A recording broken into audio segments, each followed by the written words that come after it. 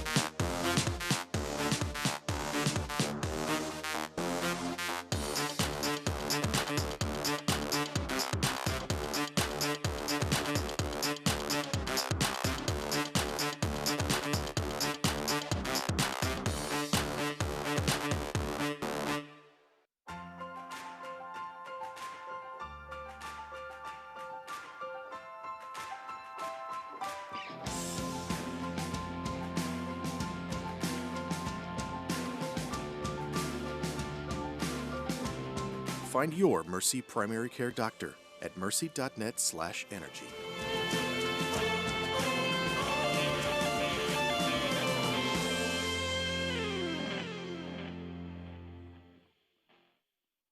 Success is achieved through hard work, and many business owners work tirelessly for years to realize the dream of franchising their business. FFB partners with companies of all sizes every day and offers an extensive variety of treasury services. FFB will outline a plan just for you, help you streamline cash flow, and monitor your business transactions. Because we know you've got better things to do, like grow your business. FFB. We go where you go. I'd always wanted to get braces, always considered it, thought about it. You know, how long is this gonna take? Am I too old to do this? What am I gonna look like with braces on? With payment options and everything else, nothing's hindering me now, I just need to go ahead and do it. The staff, for one, is awesome. The doctor's great. I know I had friends growing up saying, oh, it hurts. I didn't have that experience. I can't wait to see my teeth without being masked by wires, right? Hindsight, I would have done it again 100 times over.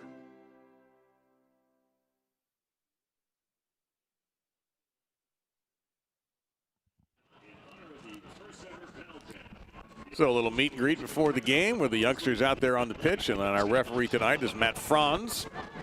He'll be in charge of this USL matchup between the OKC Energy and the Colorado Springs Switchbacks. It's funny, Bruce, we talked so much, and we're going to mention tonight the drought for OKC. The Switchbacks endured a 332-minute scoring drought until they put one on the board against Vegas. And here's the lineup they're breaking out tonight. Yeah, and it's going to be Stuart Suez who's really going to try to keep that scoring drought alive for the home squad. And you look at the lineup that we've got right now, Suggs, Jack, those guys really need to help Suez just hold down the fort, look to get a clean sheet. And for the Greens tonight, this is their 11. We mentioned Jose Angulo not available. Miguel Gonzalez still serving a suspension, so this is the lineup for Steve Cook. And for me, it's really what the spine looks like. Valesky, Chavez, Ibiaga, Highland, Van Oekel. Those are the ones that just got to keep everything moving forward This is a team that likes to work from the wings.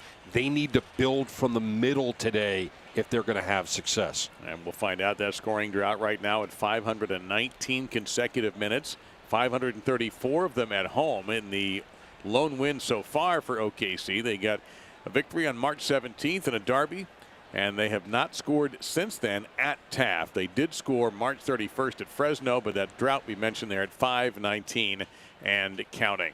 And you want to talk about droughts. 8 straight games without a win. They opened up the season with the 1-0 win, and they haven't been able to find 3 points since. Getting the win, obviously, you can't win without scoring goals, but getting the win is of vital importance for this club. They are a team that is in desperate need of a morale boost, and a win will certainly help. Makes everything taste better, that's for sure. Artificial surface is our pitch tonight. We are about to get underway. The Greens tonight are in the white uniforms, and the Switchbacks will be in black with white numbers. Yeah, they're 7-10-1 when wearing these kits. The only kit of the 3 that they have an overall winning record as a franchise is when they wear the greens. There you go. We are off and running here in this USL matchup. Switchbacks should enter with a lot of confidence coming off of a victory over Las Vegas. And wearing the captain's armband tonight, Ibiaga for OKC. For the Greens, what they really need to set out early to do is control the ball. They need to keep it at their feet, have possession, and let the buildup happen. We talked about earlier, they like to go up the wings and get it into the center. The problem is they have had a hard time getting it into the center and getting shots on goal. If they can establish themselves in the spine, in the middle of the pitch, good things can happen for them here at home. And working around where just about everybody getting a chance to touch here. Trying to play through for Brown, and it's going to be swept away by the Switchbacks back line. By the way, we have to add something, Bruce. Just moments ago, we found out that Pittsburgh has given up a first-half goal. Tampa Bay got through with their new coach, and the Rowdies had an early 1-0 lead on Pittsburgh. There's a turn and a fire, and an early shot by Valesky is handled by Sayuz. Valesky trying to announce his presence with authority. It was great to see OKC get the ball into the middle. Not the best effort that Valesky's ever had, but the opportunities in the middle are going to be what is key for them tonight. Valesky, newest member of this energy club, hoping to give them energy. Well, you go back to last year, about the middle of the season, a little bit later than where we are at this point in the season. The Energy acquires Jose Angulo from St. Louis, and that changed their season. And they're hoping for the same thing from Valesky, and hopefully that Angulo can get completely healthy. A threat here from Burt. Burt will drop it off. This is Suggs. Suggs to the middle, and Van Oekel very wisely saw the Switchbacks attacker crashing toward the goal and took the ball. Matt Van Oekel is a big presence in the nets. Veteran of this game. Jose Angulo is missed by this club. He is a goal scorer. He likes to score goals. He's a former goal leader in this league, and injury has been hampering him. And you talk about Valesky. Valesky and Angulo together could be a very dangerous combination. It could be for a real spoiler for the rest of the league if they can get those two to play together. And we don't have an update on how long Angulo will be out. You're getting Miguel Gonzalez to return to the side here shortly after serving his suspension, which should end tonight. And you have Richard Dixon playing with 4 yellows, number 2 for the Greens. So keep an eye on that. Yeah, there'll certainly be a storyline if the game gets a little chippy. And Dixon has it here now, trying to get it to Valesky, and it was headed away. And a Jaquia taken down by Dixon, but nothing big about that. So it'll be a kick coming up here for the visitors, who are 4-5-2, 14 points. This is their 12th match already.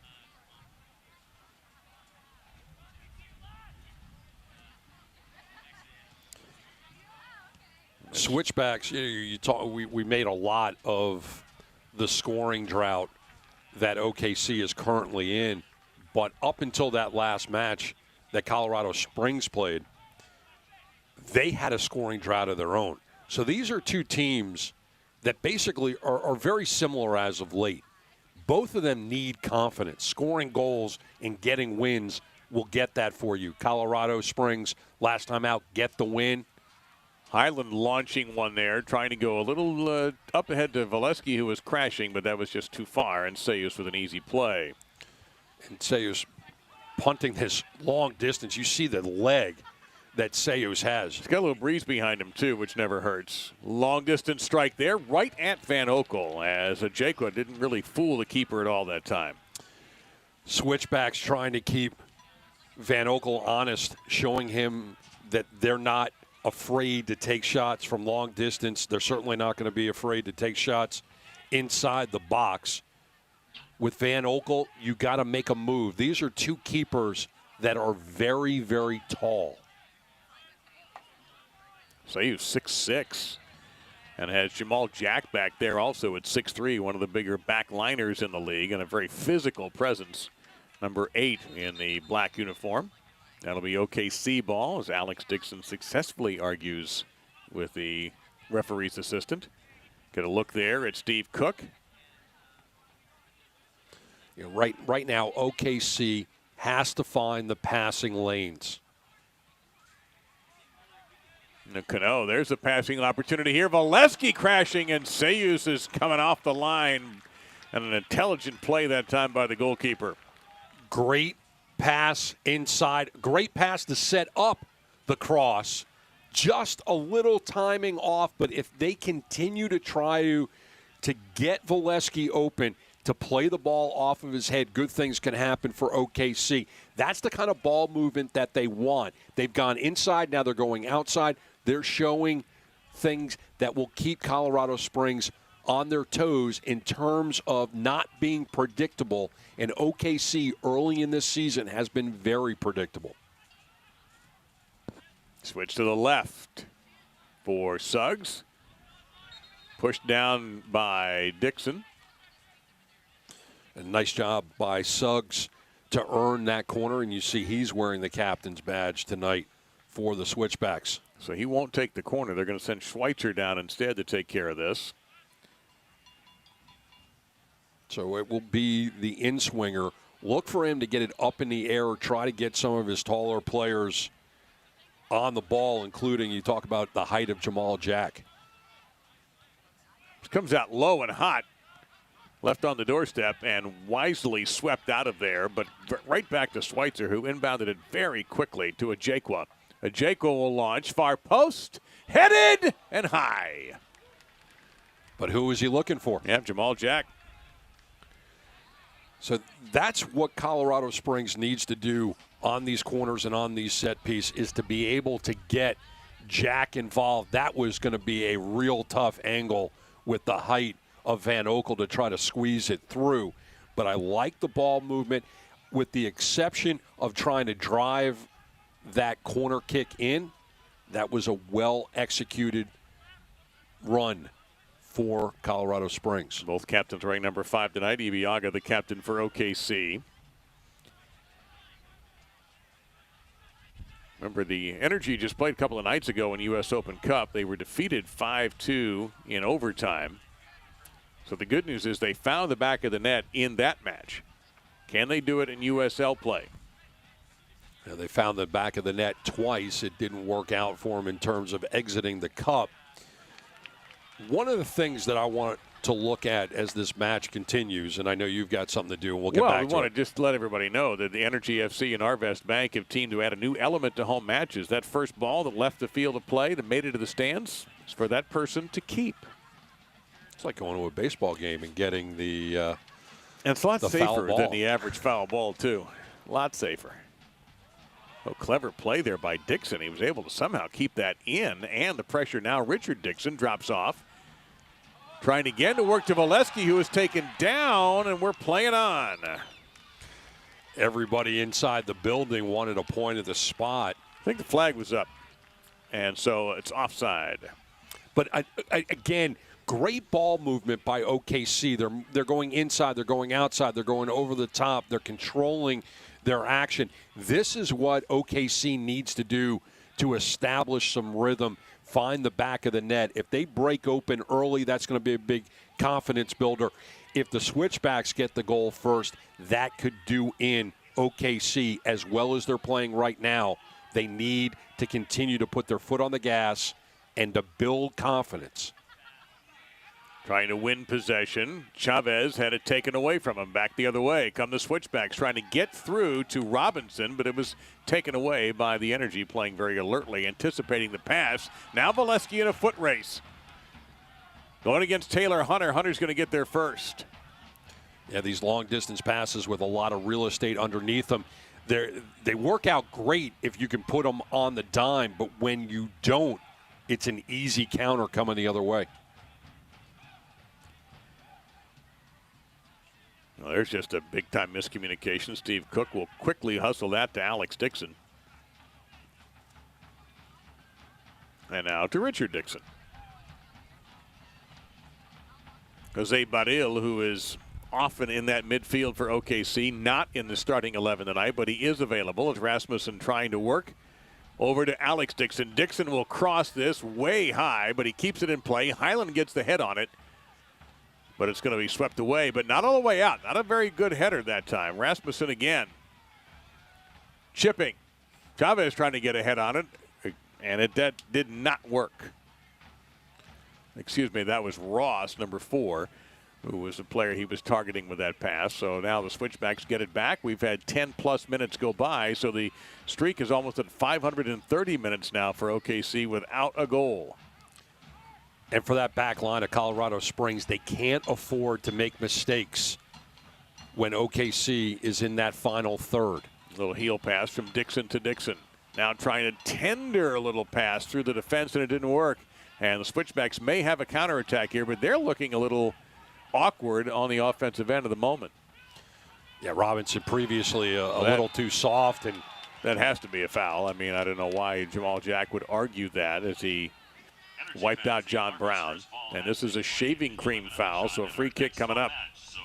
Yeah, even though the flag went in the direction of Colorado Springs, a clear violation as France will put down to Barbasol. We get another look at exactly what took place. And you see that ball movement, and then, boom, that little shoulder, that little shove will give OKC an opportunity from the angle.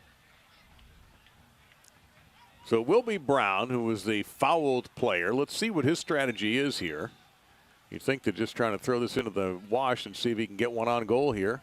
That's exactly the point, and it's flicked the header, but off the mark. You could see the set piece executed pretty well, but it just did not work. Select is the official soccer ball of the USL. For the latest Select products and special offers, please visit selectsportamerica.com. Receive free shipping on orders over $50. So Brown, with that three-man wall, kicking with the right foot, he wasn't going to be able to put it on frame, put it nicely, and Callum Ross just missed the mark. But that was a well-struck ball and a great opportunity for the Energy. Ross going in the air that time, trying to win. A lot of action in air. Highland with an accurate header here. And this is Dixon. Alex Dixon down the left side, trying to outpace the Switchbacks defense, looking for a center, and he will get a corner kick out of this off the foot of Taylor Hunter. Well done to earn the corner. Two things were going to happen on that. It was either going to result in a corner or it was going to result in a play on Suez. This is an in-swinger. Again, look for the height. Look for them to try to get Valesky, who's already inside the 6. And Brown has already proven he can be pretty accurate on set pieces. Launches near post. Valesky was the target. A lot of black jerseys around there, though. Dixon now, again, careful with the touch. And that is just blasted out of play. And the Energy's next home match, Saturday, June 2nd, against Reno 1868 FC, the final meeting of the season between these two sides. And for more information about becoming an Energy FC member, bringing a group to a match, or single game tickets, just call 235-KICK. Alex Dixon has to be more accurate in the final third. They have been there. They've had their opportunities. That last pass was off the mark. Earlier pass was a little too soft. Never got to its intended target. Dixon needs to be more accurate.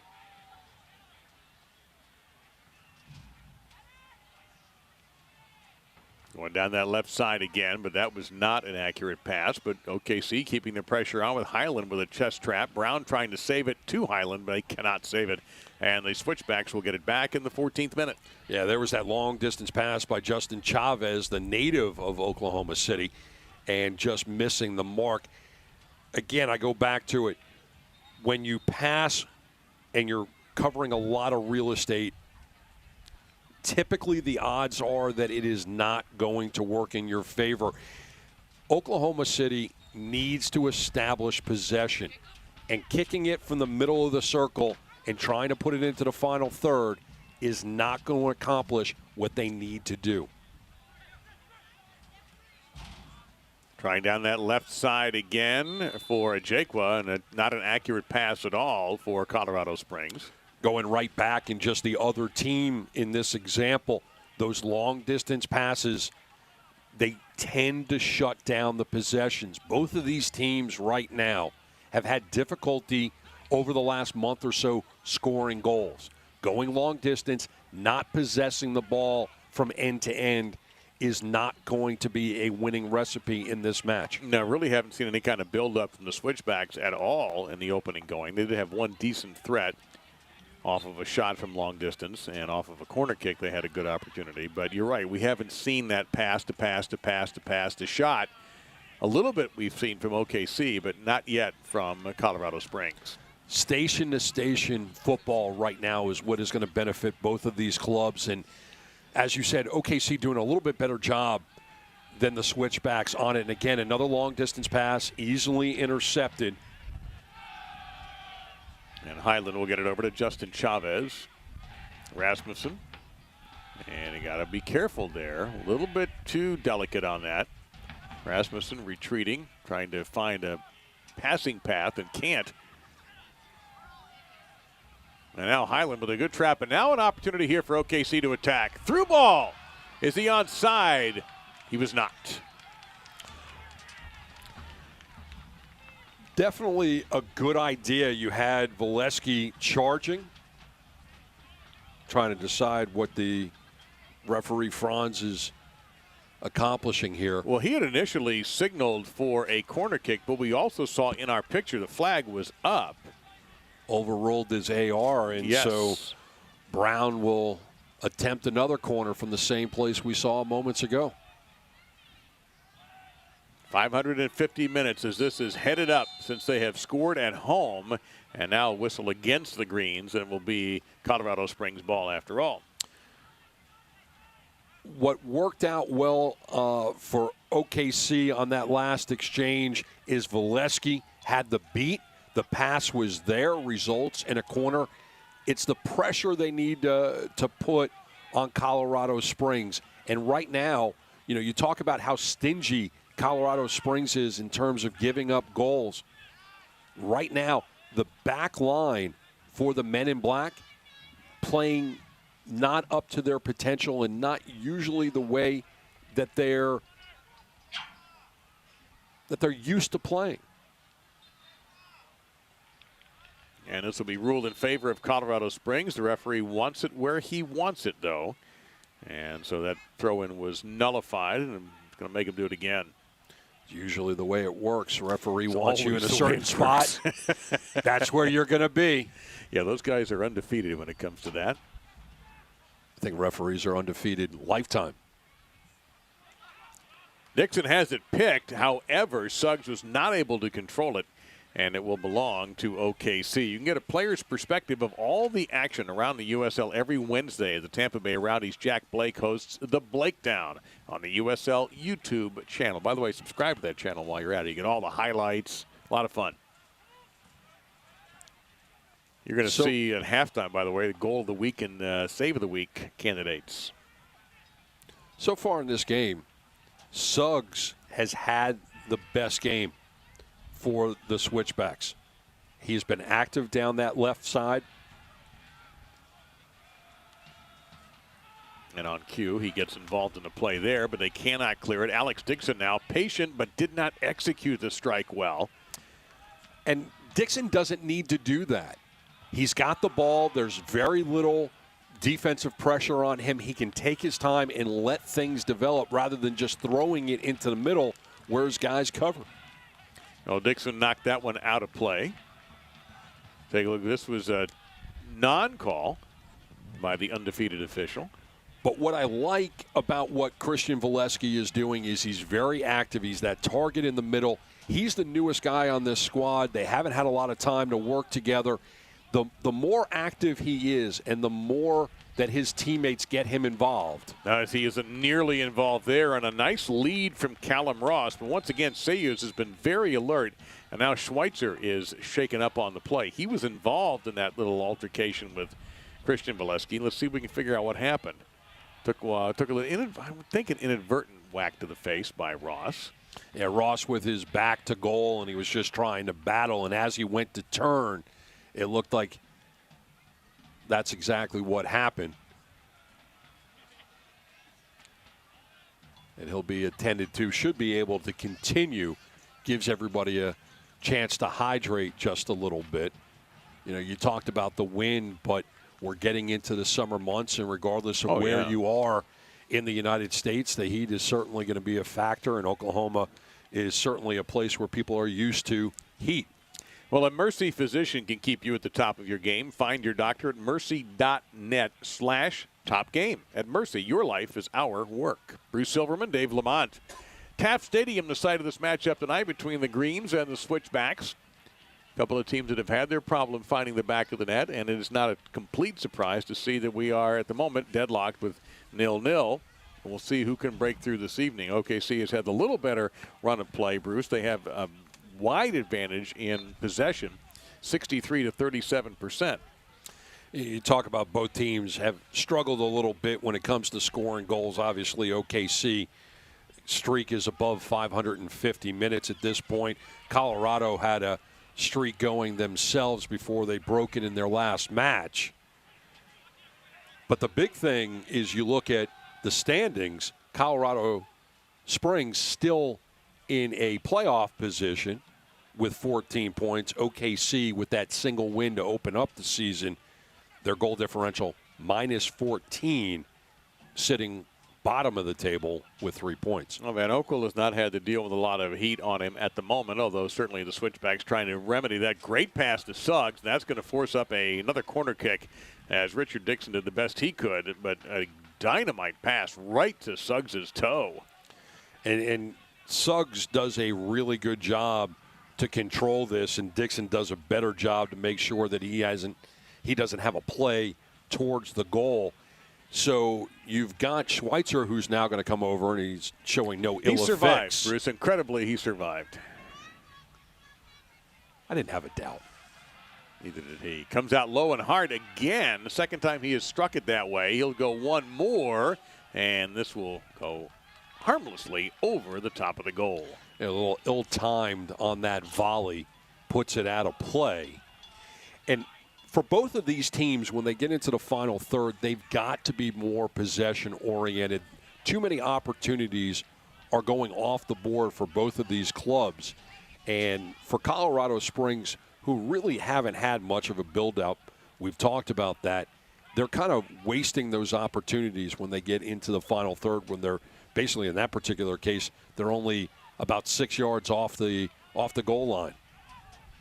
Unmarked run down the middle of the pitch. Now see what the buildup looks like here for OKC. It's going to be interrupted by a foul on Jamal Jack. So you saw the potential for a buildup there till Dixon got trucked.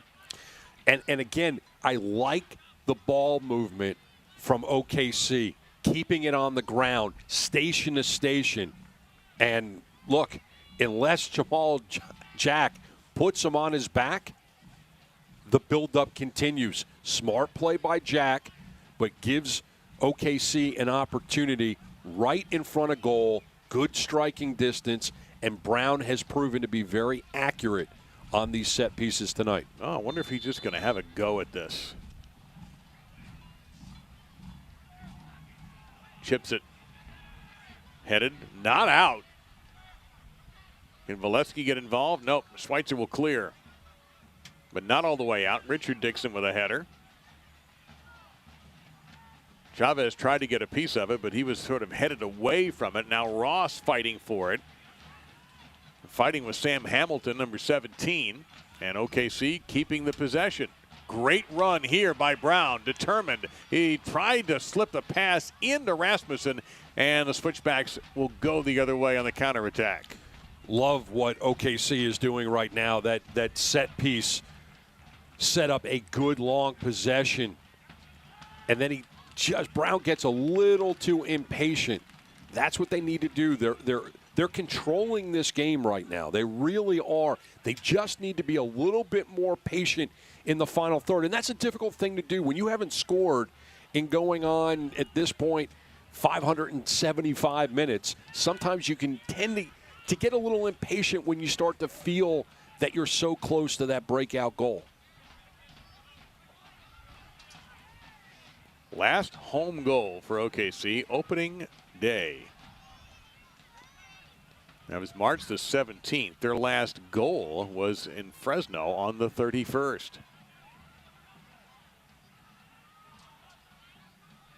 And right now, this is about as patient as as Colorado Springs has been in this match. And Highland will give them a throw. And they could use this as like a short corner kick, depending upon how they want to go with it, and they go backwards. Just outside the box. Hamilton trying to work it in. Looks like perhaps Burt was the target. One more time, OKC trying to clear.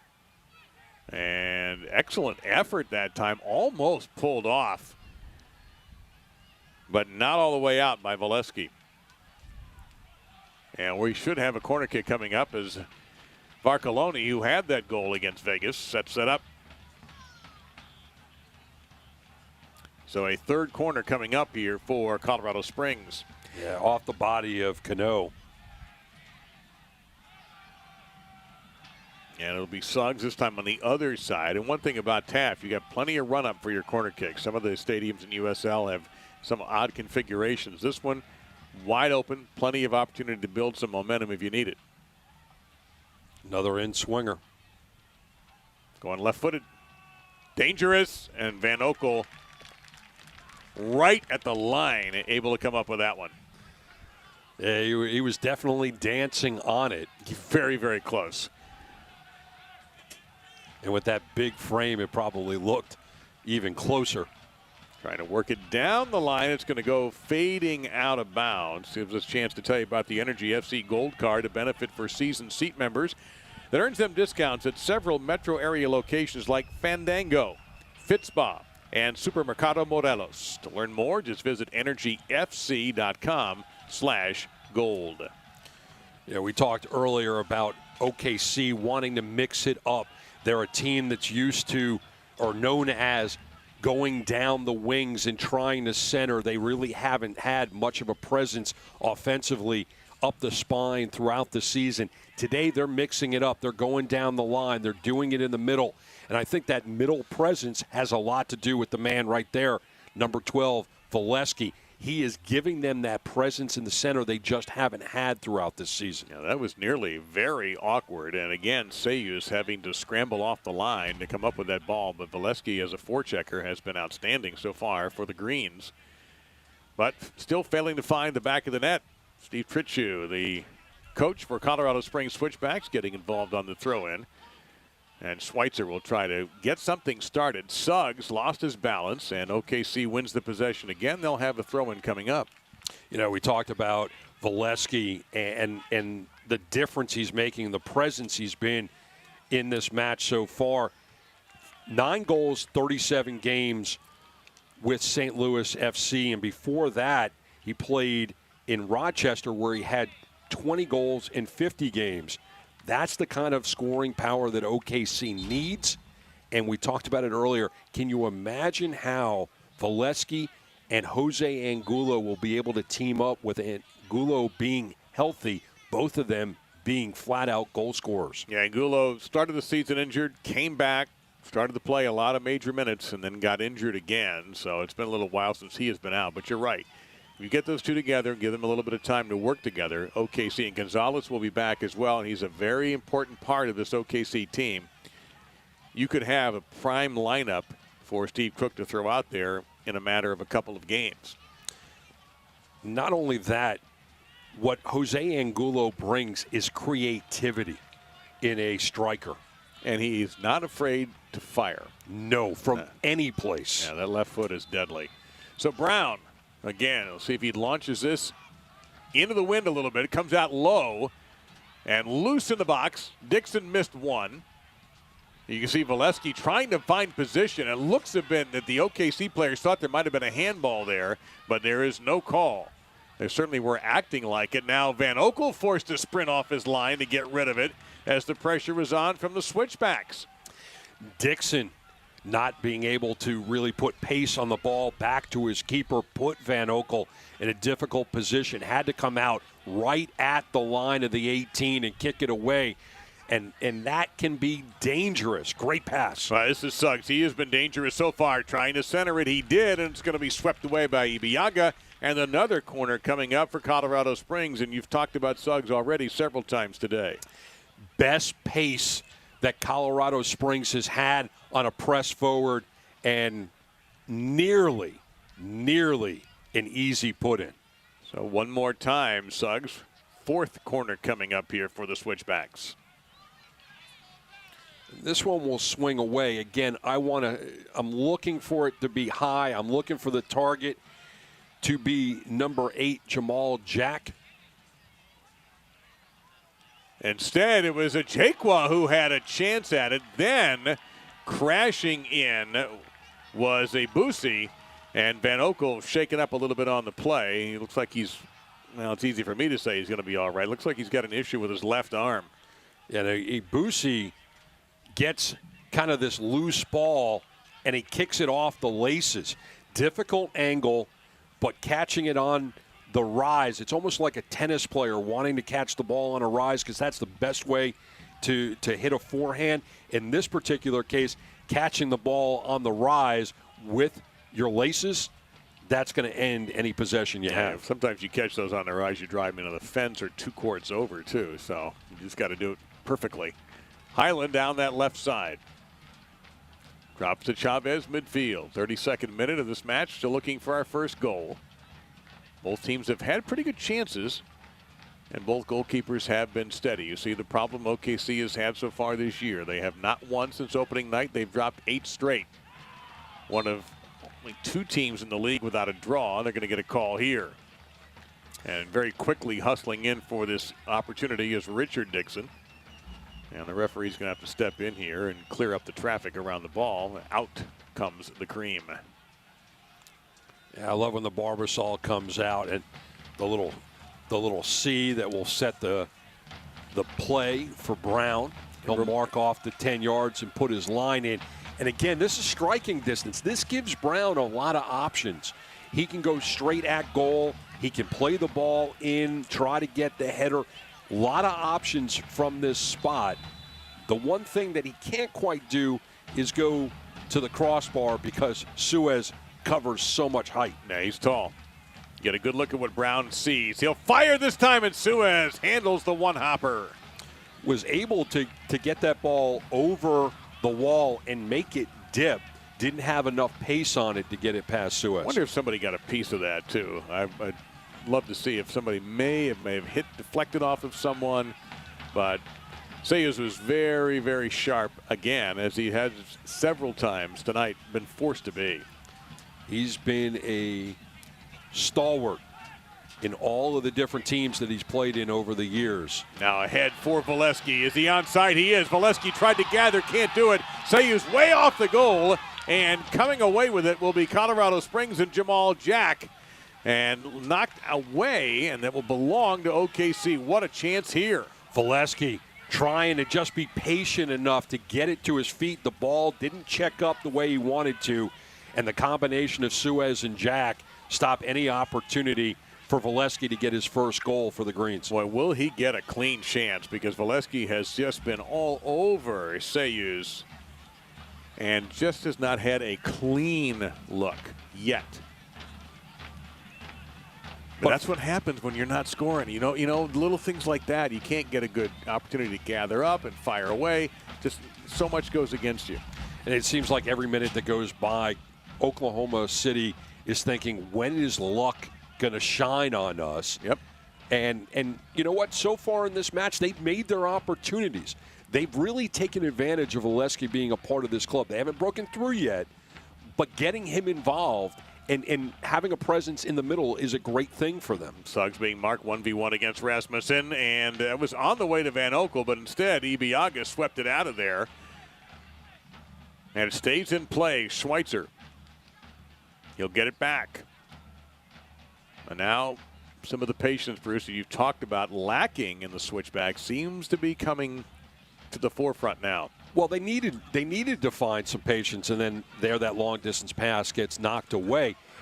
But so far, dump and chase hasn't worked for them. So they need to try something a little different. They've had a couple of opportunities. They've been few and far between. But the more that they possess the ball and they can keep Oklahoma City on their heels, the better. Well, Alex Dixon breaks through one after the steal by Richard Dixon. Again trying to feed Valesky, and maybe a little bit of a miscommunication. And Dixon also struck that pass a little bit too harshly. If you're the Energy, what you love about the way that you're playing right now is that you're finding a presence in the middle with Valesky.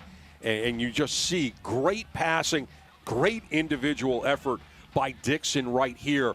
Sees Valesky, just leads him a little too far. Take a very good look there at Stuart Sayus from Haiti.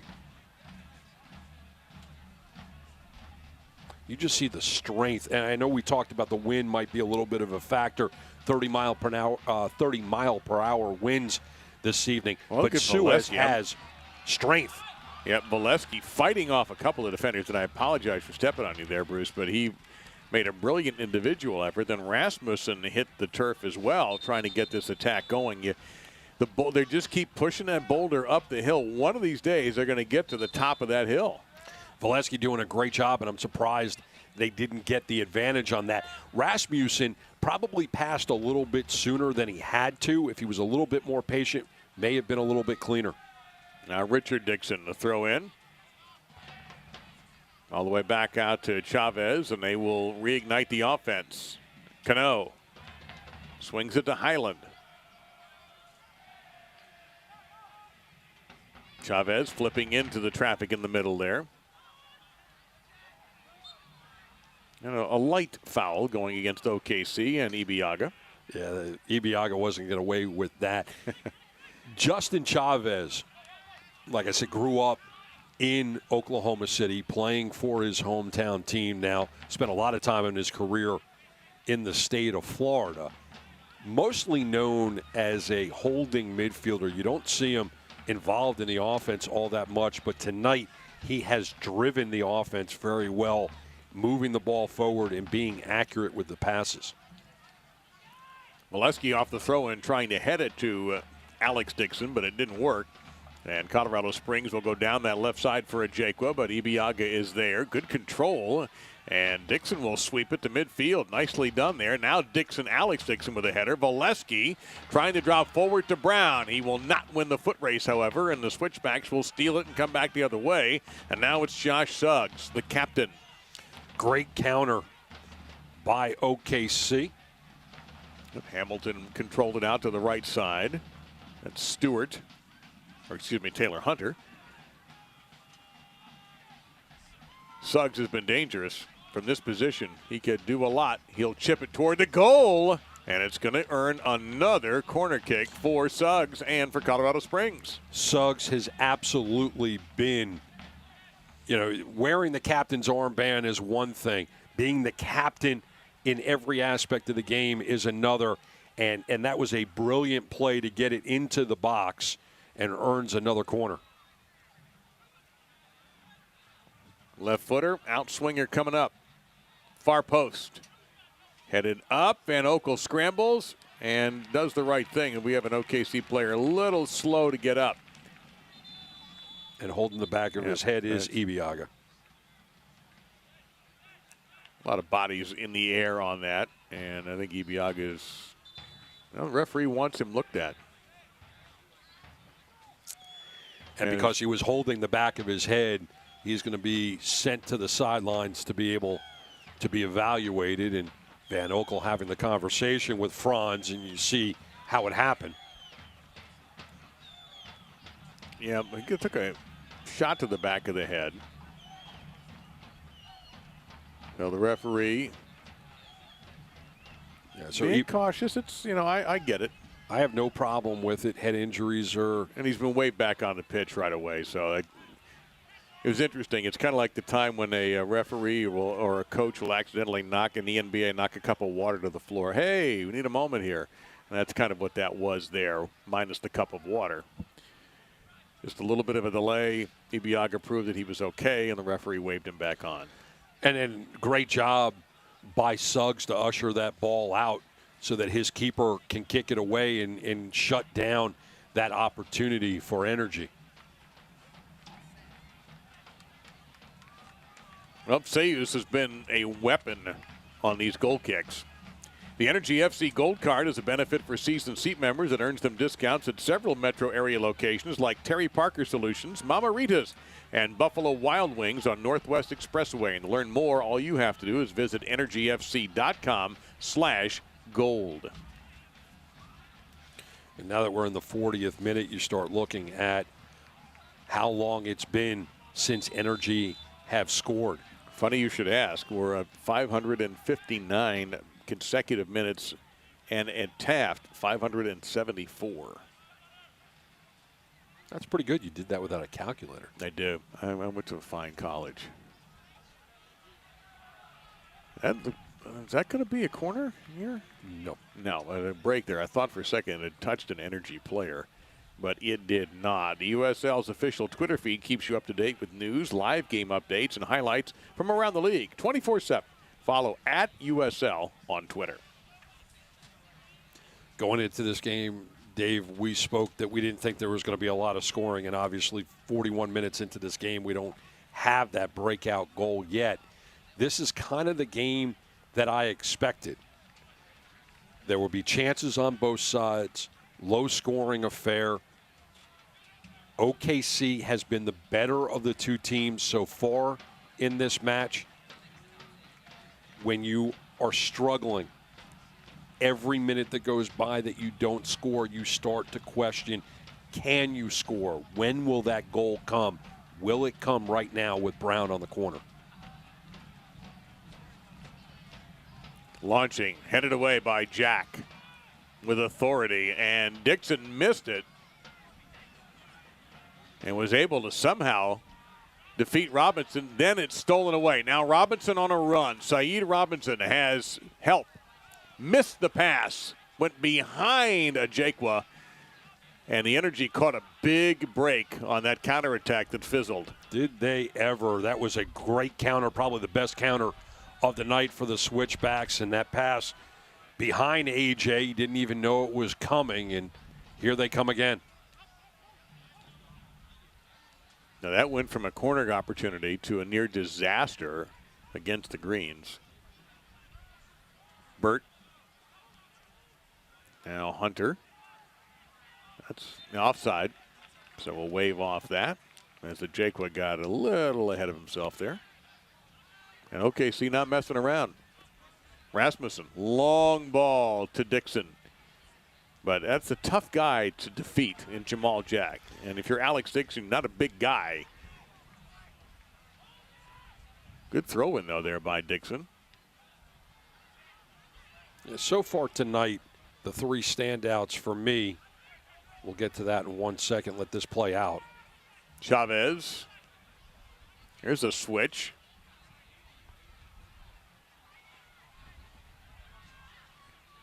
And Chavez now down to Kyle Highland. And back to Chavez. Three standouts for me for Colorado Springs. The keeper, Suez, Jamal Jack, and Josh Suggs. And that's going to be offsides against OKC. Stoppage time should not be a big issue here. We had the brief stoppage for Ibiaga's shot to the back of the head. We've had no goals. We've had no discipline. So this should be maybe a minute.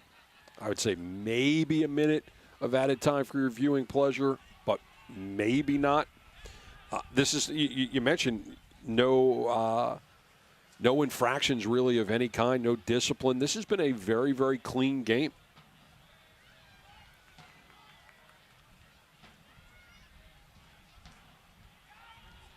Well, he put everything into that kick.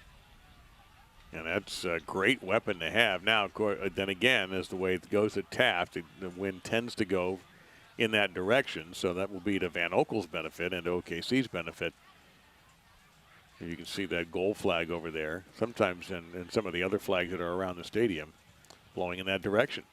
Well, so far when we go to the second half, Van Oekel's had very little to do in this half. So you talk about if the wind's at his back, what kind of advantage that's going to be. I'm not exactly sure because he really hasn't been in the action that much. I mean, obviously, the minute we call his name, he's going to touch the ball, of course. But when they flip it around and Suez is standing where Van Oekel is right now, it will be interesting to see what that right foot does for him and how they can drive and start the offense the other way. But you see Van Oekel doing a pretty good job himself kicking it away. 60 seconds of stoppage time added by our referee.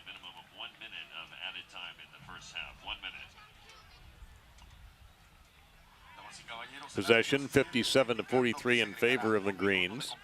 They've won dual successes. They have won more aerial duels. They've had more interceptions. They've had fewer corners. But bottom line is we're still looking for the first goal in the game. You know, all the stats that you can pull in a match, the only one that ever really matters is goals scored. And Colorado Springs going to get a chance to put some heat on here in the waning seconds. Good defense by OKC. Little unforced error there to kick the ball out of play. If you're OKC, you want to play it forward. You want to get the ball out of play, so you don't have two. You definitely don't need that extra ball play like they do in the pinball machines. One last thrust here. Nope. We're thrusting ourselves to the dressing rooms. The Schweitzer put one actually on goal, but by that time the whistle had blown. So, not surprisingly that OKC and Colorado Springs, as Bruce has mentioned, go to the dressing rooms at the break without a goal being scored. Colorado Springs, one of the better defensive sides. OKC, a team that is having a tough time offensively. Christian Valesky being coached up there by Steve Cook. And Valesky playing just one of his very first matches with this side, has been an effective player to say the least. We're going to hear from Brent Skarke, and also we're going to take you through the good-looking goals and good-looking saves from week number 9 around the USL when we return to Taft. 0-0, OKC Energy and the Colorado Springs Switchbacks. Who will crack first? Who will break through first? Second half in a few minutes. Right now, Brent Skarke will be coming up with some more about your OKC Energy.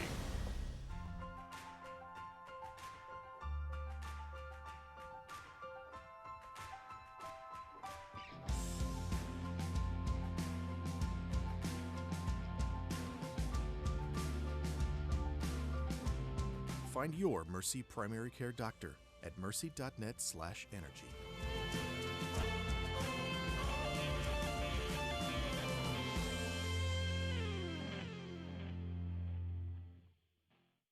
I'd always wanted to get braces, always considered it, thought about it. You know, how long is this gonna take? Am I too old to do this? What am I gonna look like with braces on? With payment options and everything else, nothing's hindering me now, I just need to go ahead and do it. The staff, for one, is awesome. The doctor's great.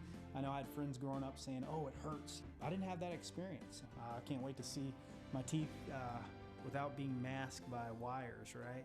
Hindsight, I would have done it again 100 times over.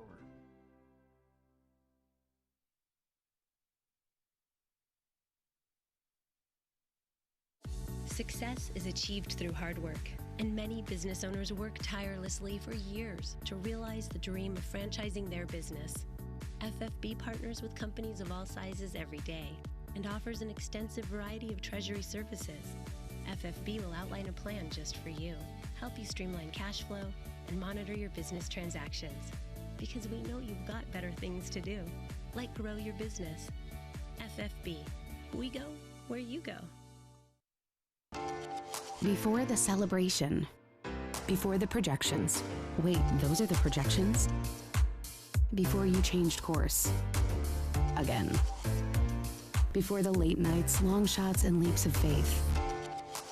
Before it was a startup, it was just an idea. And then everything changed. Cox Business.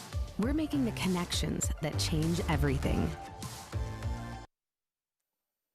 Halftime here in this USL matchup between the Greens and Colorado Springs. You know, the Energy FC Sidekicks programs continue to be one of the most fulfilling off-field activities for the club. Following the draft in March, the players and athletes got together again, this time for some outdoor fun at the Express Clydesdale Ranch in Yukon, Oklahoma. Energy FC digital reporter Brent Skarkey gives us the details on how the second Sidekicks event of the season went for the players and athletes. It's a tradition that continues to put smiles on the faces of athletes and players alike. On a spring evening in Yukon, the Energy Sidekicks, presented by Gulfport Energy, with their annual night at the Express Ranch Stables. It's a different experience, and I think like just seeing them happy and smile on the face and things like that, it's a pleasure to be around them. Energy players and their paired athletes laughing and smiling, playing games of all kinds, yard darts, cornhole, Jenga! And close does count in this game. And speaking of horses, looks like Baxter has some new friends. Pets of all kinds. Energy front office personnel and coaches there for the food, the folks, and oh, the fun. It's like personally, I think I get more out of it than the kids do, to be honest. It's something different, and it's a happy place, you know, like everyone's got smiles on their faces and stuff like that, so it's been a good night tonight. Special Olympics a big partner of the Sidekick effort. From that first night where the soccer players and our athletes are just meeting, they're very timid, kind of getting to know each other a little bit. By that second or third night, you see them out here, they're running around, chasing each other, laughing and having a good time. They're asking, how'd the game go? How did school go today? So to see that transition from that first night to now is just awesome. That's, to me, what really puts a smile on my face, those relationships. So for the ponies, the players, and the athletes alike, a night at the Express Ranch, another huge success. For Energy FC TV, I'm Brent Stark. Coming up next, the best from around the USL, week number 9. Enjoy.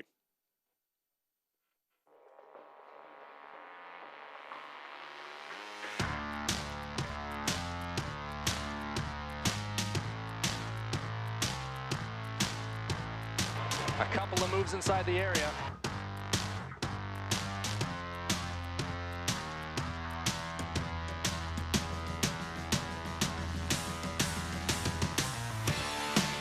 It in. Oh, what a strike from the captain! The Ram is in! Jesus Enriquez! Drogba blast! And what a world-class goal that is from Didier Drogba!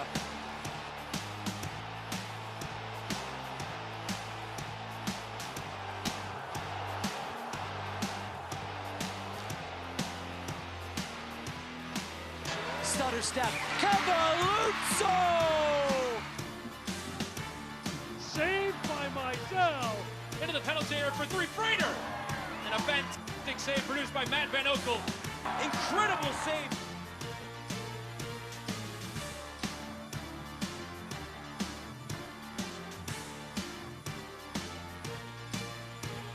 Kelly from distance.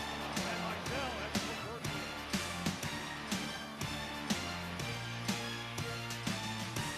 Good ball to the back post. Gordon Wiles there, and what a strike from the German. Zubak has a break on goal. He's looking to put the Galaxy on top 1-0, and he does. Ethan Zubak.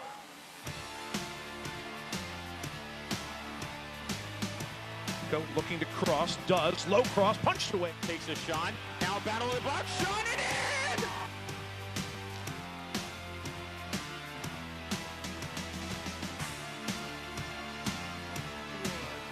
Kelly!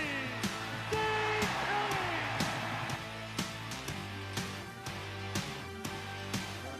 Side last on the market back to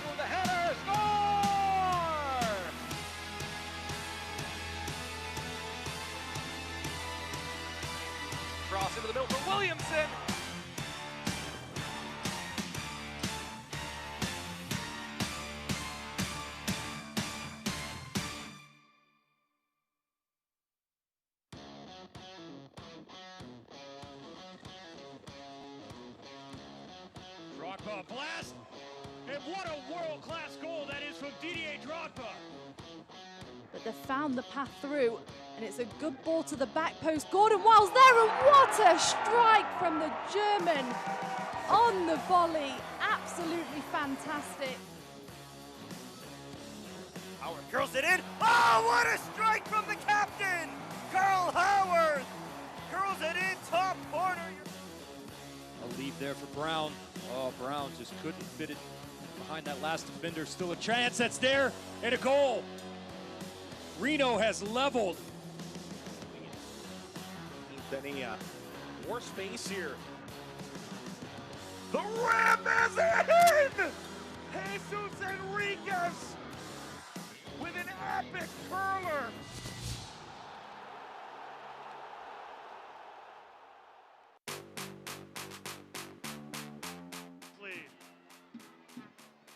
Saved by Mizell and cleared. Rush, stutter step, Cavalluzzo! Edge with a massive stop. It's absolutely ideal. And to the opposite end, Reno now with an opportunity, save from Serta. The chase, just about getting there, it's Frater. He'll have an opportunity into the penalty area for three, Frater! And a fantastic save produced by Matt Van Oekel. Cabeno Uso into the game, breaking away, takes a shot, and Ferrigno pushes it just wide. Well, interesting that two of our keepers who we're seeing tonight are in that goal of the week battle. So we take a look ahead of the Western Conference games Wednesday. You got to watch Los Dos. They have become an offensive juggernaut taking on RGV. And for me, I would take a look at Swope Park hosting the Rising. That one, battle of two playoff teams, and the rising above everyone else. You got P2, the Real Monarchs, and of course the late night place to be, Orange County SC versus Fresno FC, Saturday at 10 Eastern.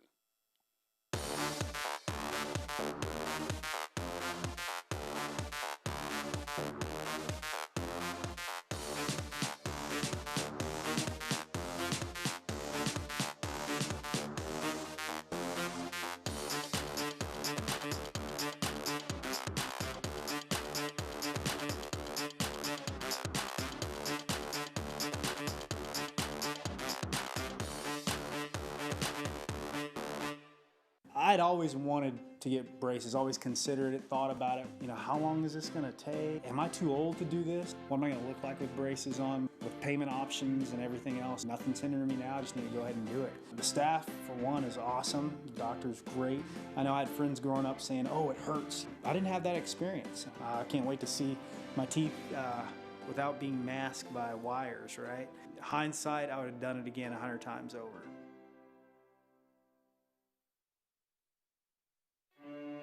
When that hurricane hit, the entire community came together as a whole. It was such an overwhelming response to help others. No one thought that they were going to do this before it happened, and everyone just did it. I think that's the way that human nature should be looked at. I'll stand by you. I'll stand by you. Won't let nobody hurt you. I'll stand by you.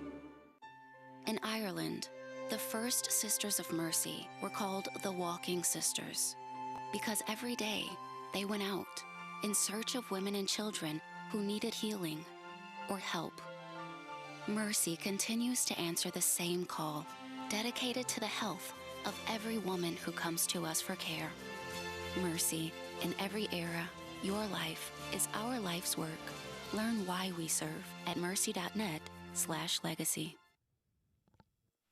Halftime winding down. We're about to get the second half underway. Looking for our first goal of the match with Bruce Silverman, Dave Lamont. And Bruce, in this, we've mentioned before, not surprising, given that both these teams have had long droughts. The Energy in the middle of one right now without goals. The Switchbacks had one as high as 332 minutes before winning last week against Las Vegas. OKC has been the better of the two teams so far in this match. They've had the better chances. They've mixed it up. They brought it into the middle, looking for that guy right there, Christian Valesky. You see probably the best opportunity of the evening for the Switchbacks. And Suggs has been the best player on the pitch, offensively and defensively, for Colorado Springs. And Valesky trying to go right through Jamal Jack, and actually might have been a handball right there. Looks like it hit him on the elbow. Now you tell me. Well, now that we get to see it in slow motion, it was a lot easier than when it was in real time. But look at this press. And Oklahoma City has been so effective in showing Colorado Springs different looks throughout the match. And the defense in Ibiaga shutting down that opportunity right there.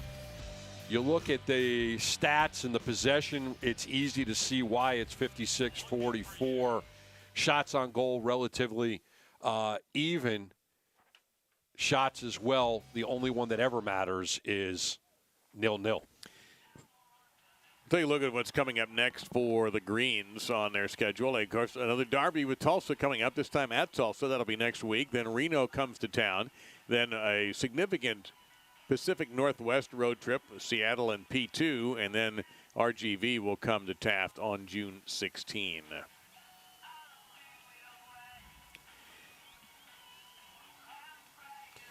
So we talked about the guy who's really been the target for Energy in this match, and it's the newest guy to join them. 28 career goals for Valesky. Just came over from St. Louis, started his career in Rochester, went 90 minutes, got those 2 shots, 20 passes on Saturday.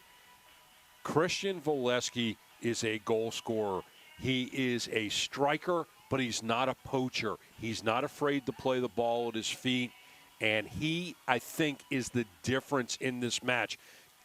OKC has been a team known for being predictable, going up the wings and trying to center. Today, they've been going up the wings, but they're also going right up the gut, and that's because he's that big target. He is dangerous, and the Switchbacks know it.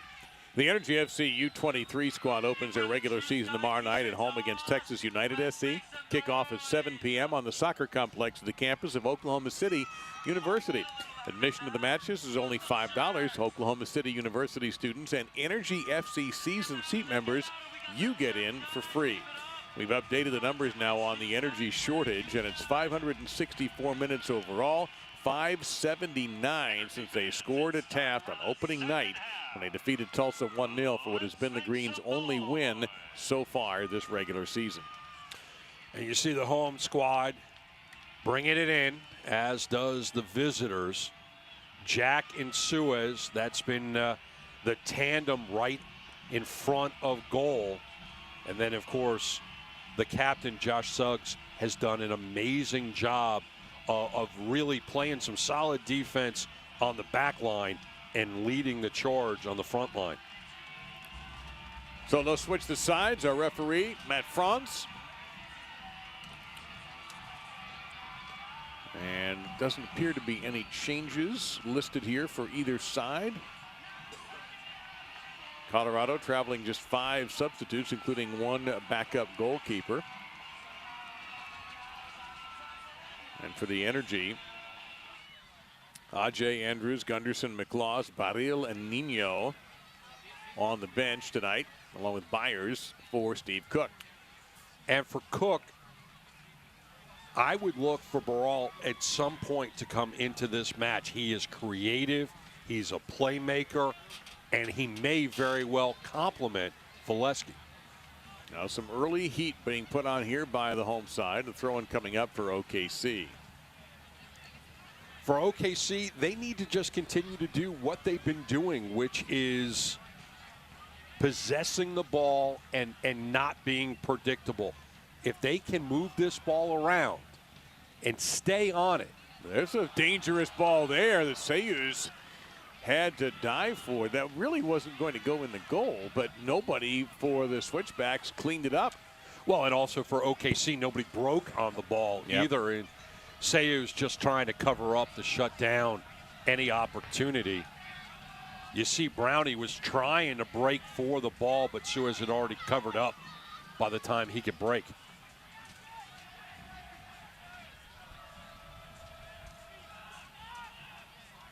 And Jamal Jack will get it back to the keeper. But now nothing on that kick, though. Brown with a bit of a chest trap, but he could not completely control it. And so the Switchbacks will survive a poor goal kick. And that's just going to be out of bounds for Jaquab. Getting a little bit of an update on some out-of-area matches in the Pittsburgh Riverhounds, who have been an amazing story early in this USL season. Had not given up a goal in the first half until tonight, and they actually gave up 2, Dave. Yeah, but they're tied with the Rowdies 2-2. As that either shot or pass, whichever it was nowhere on target. Yeah, the Rowdies with a coaching change this week. While we have a moment, Louisville and Atlanta are equal at 1 through 77 minutes. Charlotte leading Toronto 2-1 in the 76th minute. Cincinnati all over North Carolina 4-0. And we had a scoreless draw today, 0-0, Ottawa and Charleston. Well, right now we've got a 0-0 draw, and if neither of these teams decide to be patient in the second half as they break towards the final third, that score line that you see up top on the screen may very well hold up throughout 90. Burt bouncing off an Energy defender. Dumps it off to a Jaquab.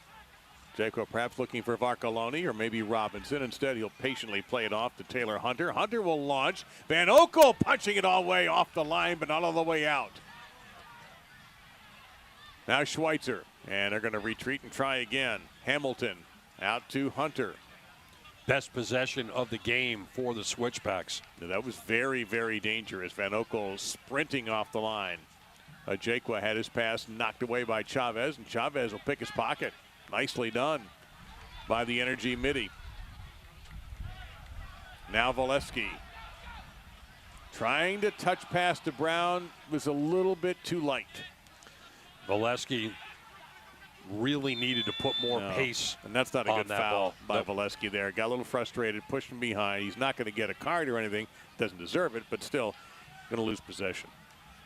Yeah, outstanding save by Van Oekel. Really the only time that he's been tested tonight, but that was the best possession that Colorado Springs had throughout the game. They were patient. They moved the ball around. They had their opportunities. They need to do more of that. Flag is up. This will be wiped out by an offside. And just as I say it, they go back to what they did for the better part of the first 45 minutes, and that is going long distance and then shutting down any opportunity that they had.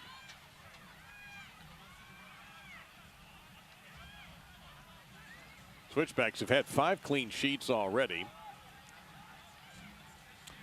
And if they were able to somehow either get the scoreless draw or get a win and hold Oklahoma City without a goal, that would be their 6th, and that would equal the best so far. Throw in for the Energy coming up. Highland very quick to it. And that is with Pittsburgh and Portland.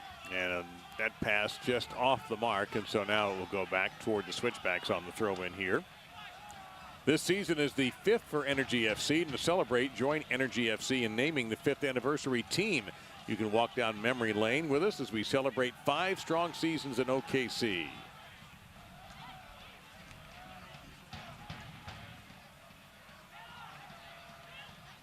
You talk about all the games that Oklahoma City has not scored in. Their one win was a clean sheet, and that was to open up the season. Now a chance for Dixon, and coming off the line one more time is Sayuz. He is such a big presence. And Dixon just wasn't able to get there fast enough. I don't know how, if you're an Energy player, you don't have this on your mind every time you get close and can't punch it through, whether it's a really good chance or not. For as well as they've played tonight, confidence is still a question mark. They've certainly played well enough to raise their confidence, and this is a confidence builder right here. Good ball movement, just about a step too far for Dixon to actually put a ball on frame. Now Ross led him with the pass. Just a little too far, just the little things.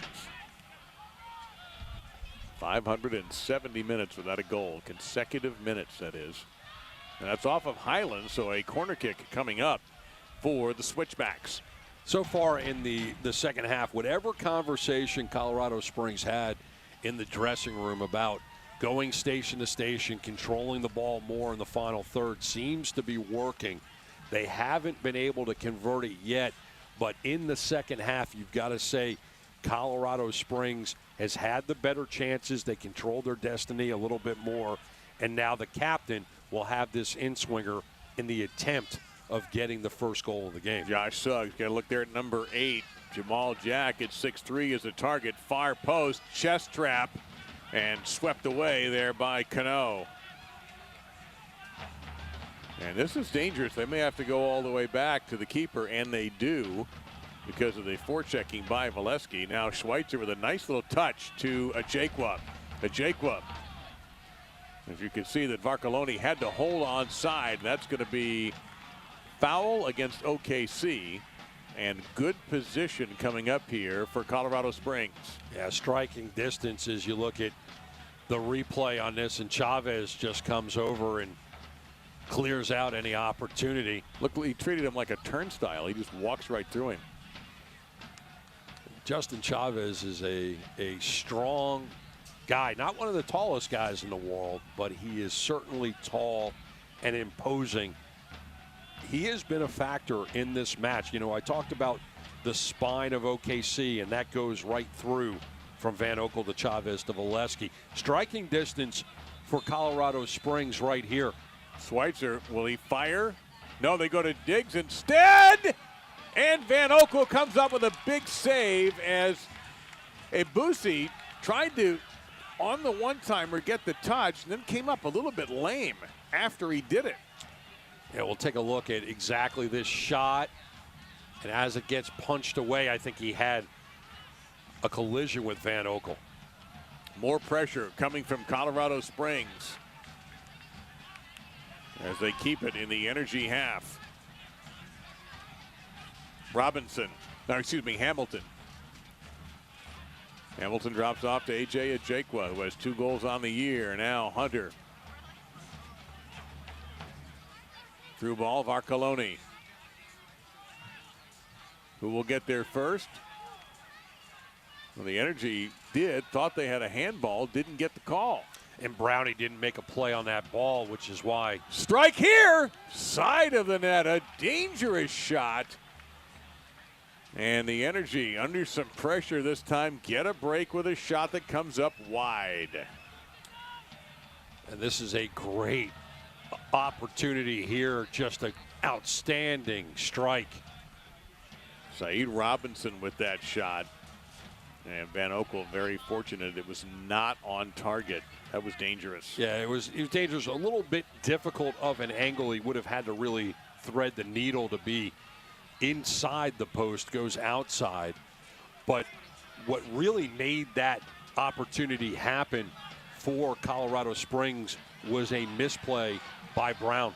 Now Dixon in a foot race, and well, he won't win the foot race. He will win the throw-in.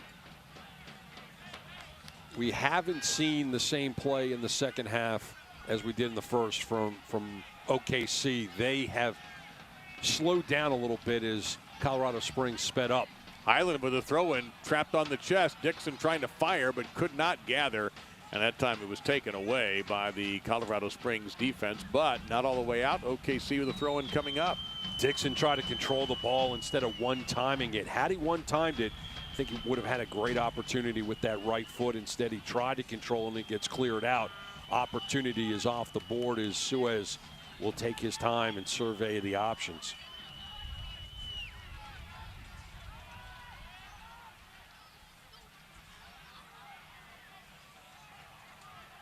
And that call will be Colorado Springs ball. Colorado Springs, they may have scored more recently, but it's 1 goal in the last 475 minutes. So both of these teams struggling to find the back of the net, and through 56-plus minutes, we are scoreless here at Taft.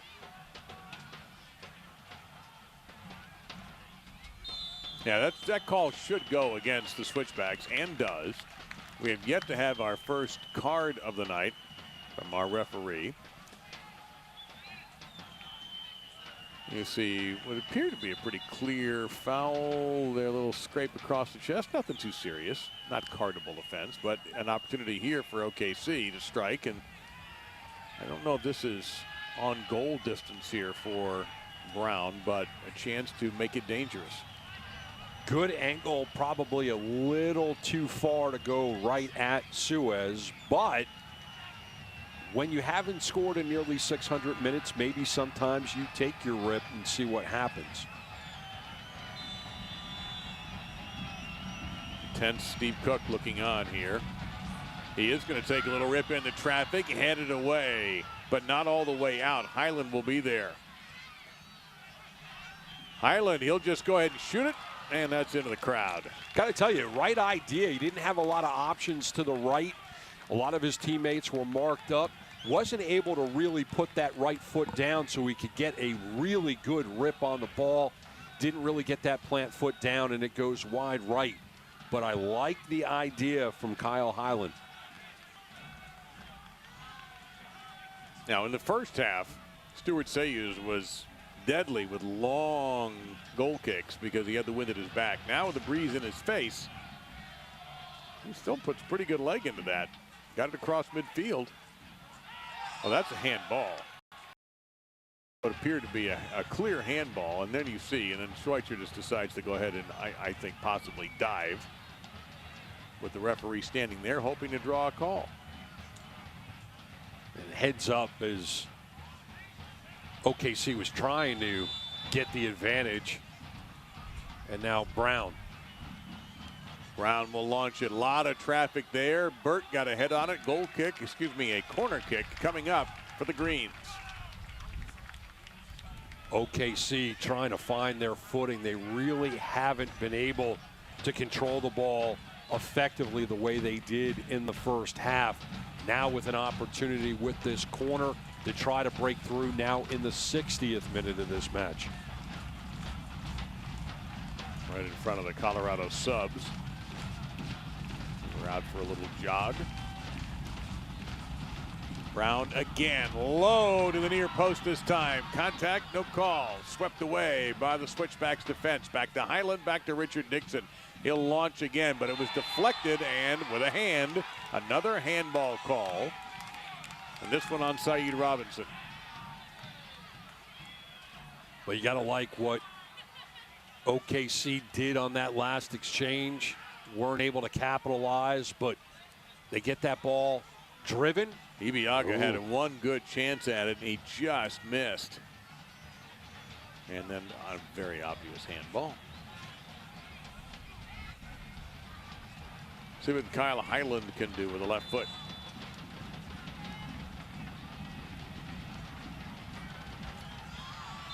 I think that missed everybody, but to tell you what, Jordan Cano, 34, had a chance there. And I'm surprised he didn't go to make that play. It was a well-struck ball by Highland. Opportunity for OKC to get on the board. They just got to keep taking their chances. One of the things that OKC has not done so far in the first 15 minutes, we get another look at this. Oh, and that's what happened. Ibiaga got his head on it. Hard to see in real time. OKC did such a good job of going station to station and building up their offense in the first half. They have not done that in the second. They need to get back into that. You can see that time how the wind affected the goal kick as it barely made it to midfield. Highland will be called back. You can see one thing, anytime OKC can advance the ball quickly, they do, but the referee did not like where that was taken. You want to get exclusive video content and photography from across the USL, all you have to do is follow the league's official Instagram account at USL Soccer. Highland not only trying to play this ball quickly, but took advantage of the wind at his back and really sent this ball down the pitch. Interesting to see if he'll try to do the same thing. He does. He does. And Valesky tried to trap it and got whacked in the back of the head for his troubles. It had to be a good 30, 35 yards. He was reaching for a moment. I thought he was going to reach for a card. Instead, Just a he reaches for Barbasol. the shaving cream. Yeah, I would say so. Now, Highland can chuck it. He is very good at throw-ins.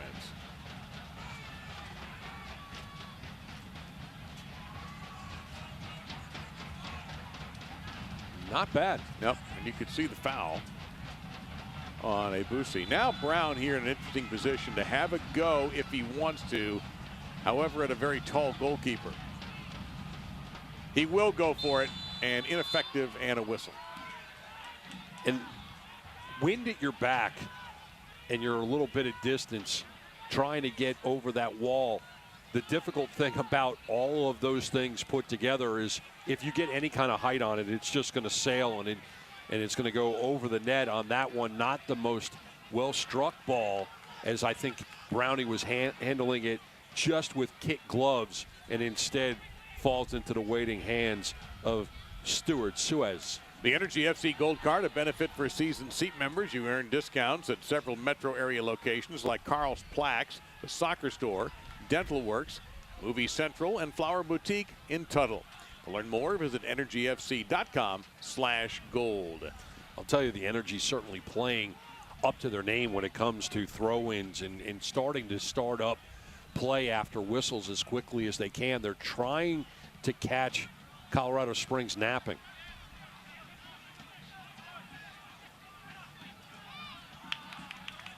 And that one going well wide, well off the mark. And now we're starting to get into the point of the match when the two managers are going to start thinking about their changes, if they're going to make any, and how they do it. Remember, the Energy do not have anybody listed as a forward. With Angulo out, Gonzalez, of course, is a fine midfielder. Steve Cook can't call on him tonight. Gonzalez still serving a suspension. So he's missing two offensive cogs in his unit. He's listed 4 defenders tonight as substitutes. And now as this game continues, the mental games start to come into play. OKC now 65 minutes into this match at home without scoring. You know, we're coming up on 600 minutes in total without scoring. That was a snap hook. Bad kick that time, so the Energy will get a throw in Colorado Springs territory. OKC just needs to go back to what they were doing that was working in the first half, and that was just being patient and possessing the ball. Too many turnovers in the second half, like we just saw, have really presented minimal opportunities. Boy, Robinson with a tremendous run to get out of traffic. And Chavez thought he had a clean tackle. Looked like he got ball first, but the referee did not agree, and we're moving on with the Switchbacks getting the ball. Let's take another look at it. Yeah, Chavez all ball. Yep. Got there first. That was clean on the ball. Chavez having an outstanding defensive game so far. Throw in for Colorado Springs.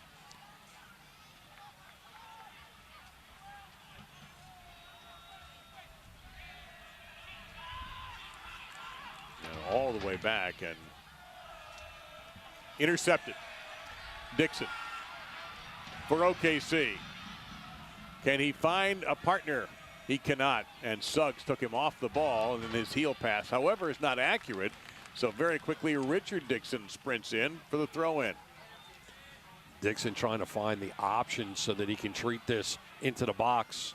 One touch looking for Valesky. He is well marked that time by Abusi. Now Richard Dixon fighting for position. And a goal kick coming up. You can keep up to date with all of the best social media from around the league as Kelsey Steele hosts Off the Post every Friday through the league's Facebook, Twitter, and Instagram feeds. A play in this game that it's 600 minutes now without scoring. When you look at a football match, there's a lot of different plays that you can look at, and we're going to see our first substitution of the evening. OKC has used throw-ins to their advantage tonight so very, very well. And sometimes throw-ins can just be those things that just you talk about during the game, but you really don't look at them as major offensive plays and opportunities, but they have used them to their advantage this evening. I hate to do this, but the league record is owned by Penn FC at 616 consecutive scoreless minutes. And there is a chance that will be eclipsed this evening by the Energy. We're going to get Shane Malcolm to come in, number 23, who has a goal and an assist so far this season for the Switchbacks.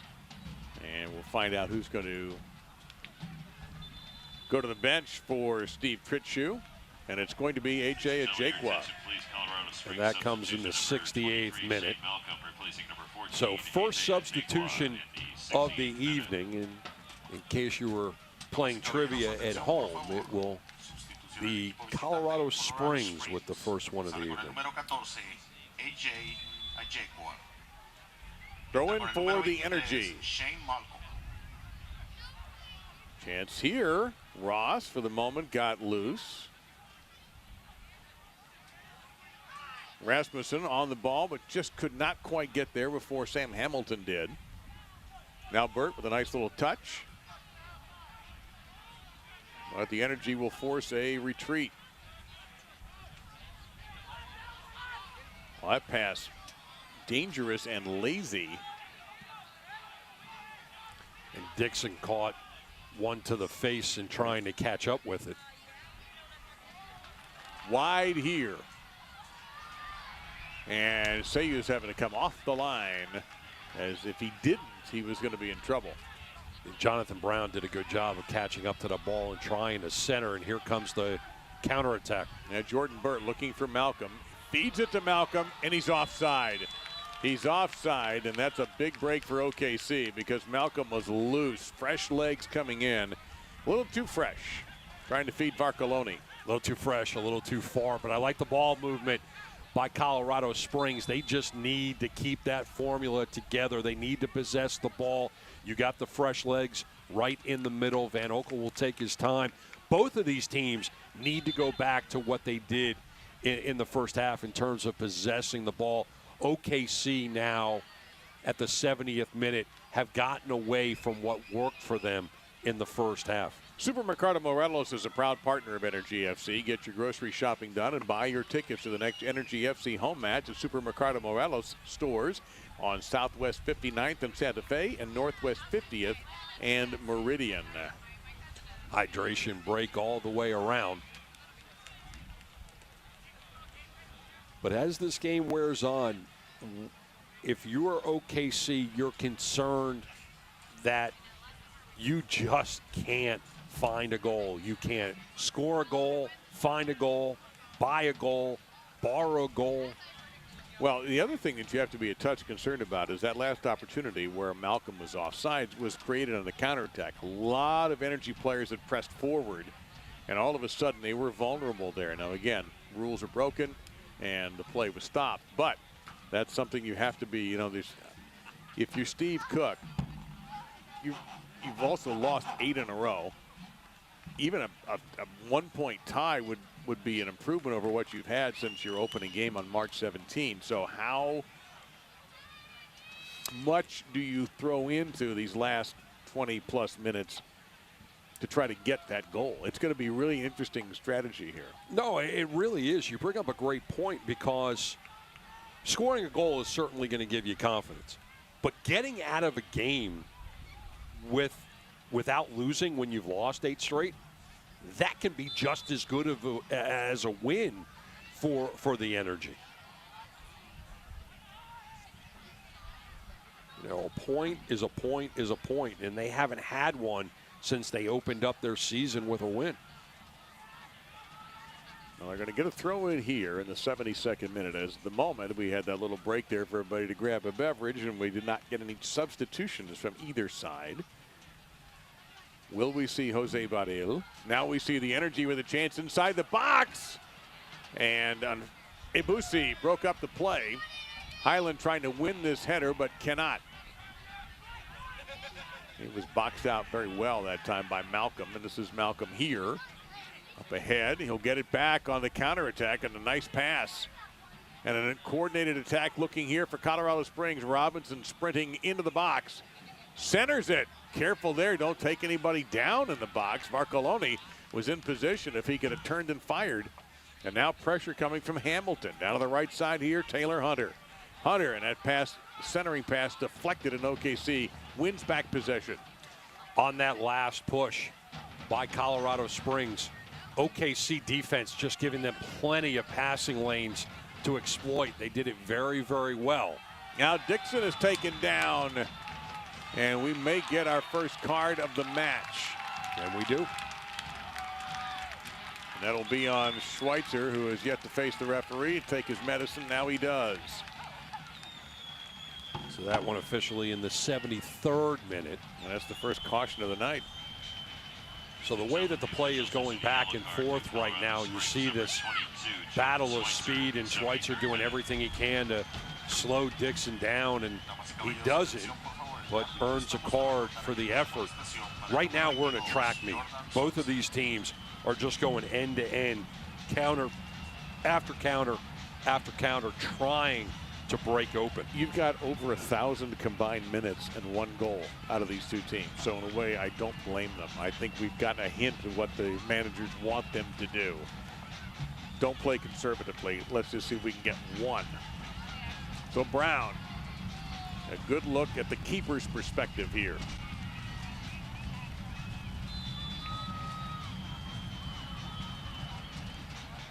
Comes out low. Header missed by the Energy. Robinson fighting with Alex Dixon for possession, and OKC will have it on the throw-in. Yeah, you saw Dixon trying to throw in quickly. Really didn't have a lot of options, had to take his time. Goal kick coming up. But it's been a different half for that man right there for goal kicks. With the wind in his face, he's hung up a few, understandably. But there's also been opportunities where we've seen him kick away and go even from this side with the wind in his face and kick it past the midfield stripe. Strong leg and a big target. I mean, he just makes it look difficult from to score from distance for sure. That goal looks smaller when he stands there. That's a pretty good kick right there. Foot race. Valesky trying to get there first. Keeper off the line. That was dangerous. Alex Dixon will fire, just could not get enough on that. And Dixon saw that Suez was off his line, tried to make a play.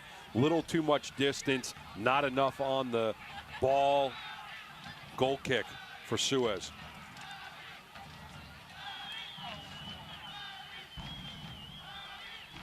'75th minute. Game has not lacked excitement. There certainly have been games where no one has scored and they have not been exciting. This has had exciting moments. Plenty of them.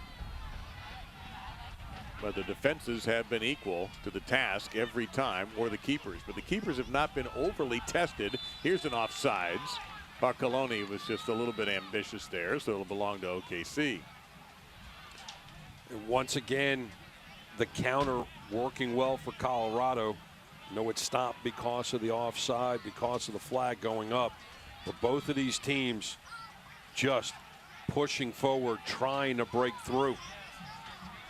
Well, you could see the effort by Alex Dixon for Richard Dixon was creative, but just too strong. Will somebody on the defense for either of these teams make a giant mistake, a turnover that will lead to an easy opportunity? There haven't been many easy opportunities for either of these two sides.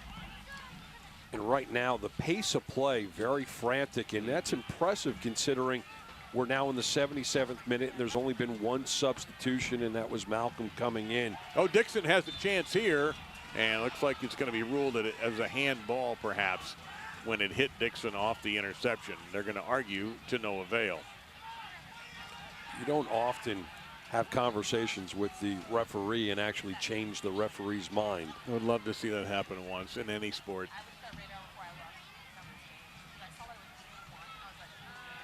Let's take a look, see if this is indeed the correct call.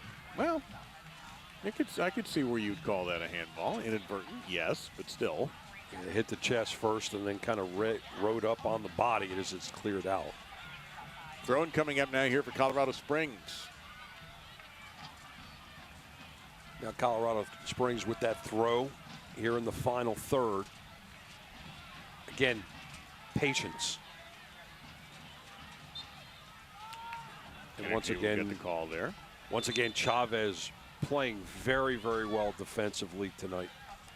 Which teams are hitting peak performance in the USL? Find out every Monday afternoon when the USLsoccer.com power rankings are released to see where your team may sit after its most recent result. We've seen that a couple of times where OKC is charging forward and they actually overrun their own ball. We saw it with Dixon earlier. That time with Valesky is Van Okel will get into the action. Well, Varcoloni had been called off sides twice, so he was a bit shy to make it a third time. The pass by Jordan Burt. And Varcoloni, who was very, very quiet in the first half, has been a little bit more active in the second, although it's because he's been leaning. Varcoloni had the goal against Las Vegas in Colorado Springs' last game, the only goal in that game. Vegas had one called back. And that Las Vegas squad, very exciting. You talk about energy, you talk about just non-stop action. You watch that Las Vegas Lights Club, and they just bring it from whistle to whistle. Not quite getting to midfield that time. Ross trying to forward it to keep the attack going.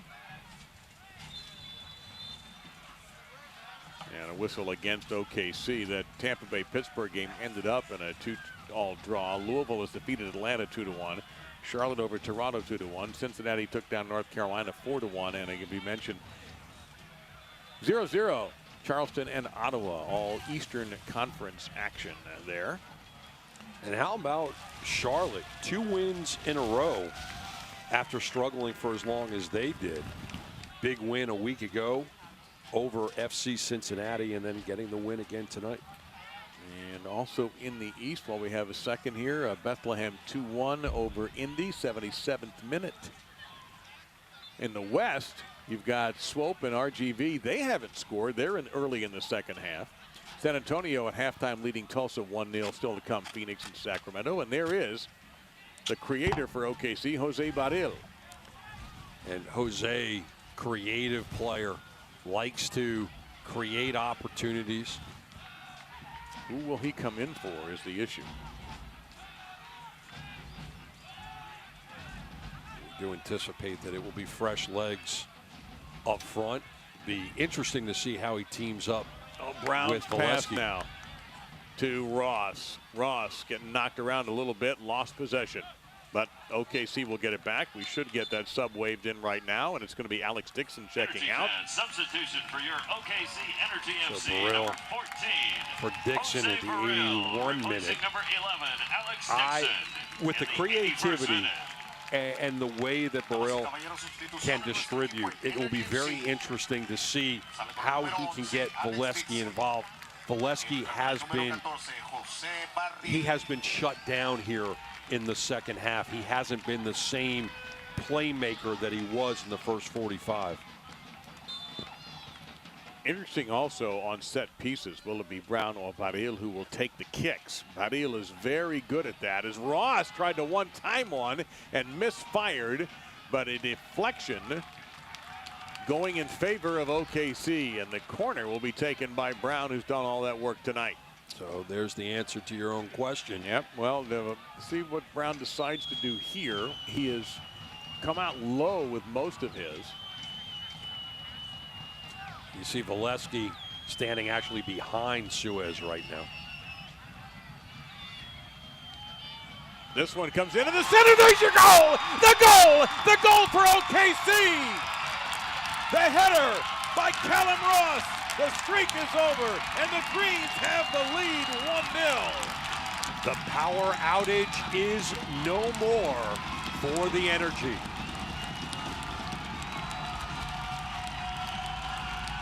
Finally, the smoke at Taft has been released. They've been knocking on the door all game long on these corners. And Brown, who's done a great job of putting it on the spot, finds the head of Callum Ross. And in the 82nd minute, it is Energy 1, Colorado Springs, nothing.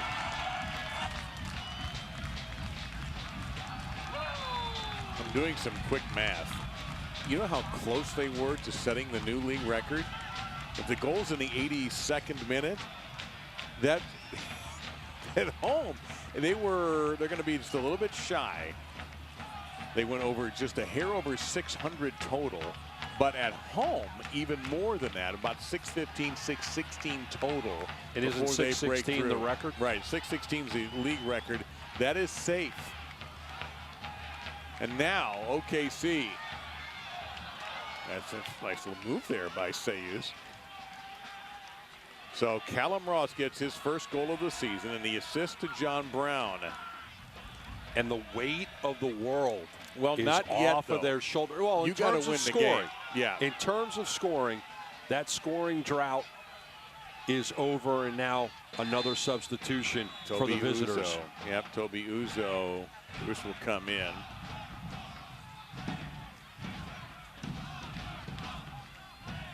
And there is no number 10, so he's going to have to fire that one again. That was a little confusing. Yeah. It's going to be number 17. That makes a little bit more sense. Yes. That's Sam Hamilton, who comes out. Toby Uzo comes in. 84th minute, second substitution of the evening. An offensive substitution for sure.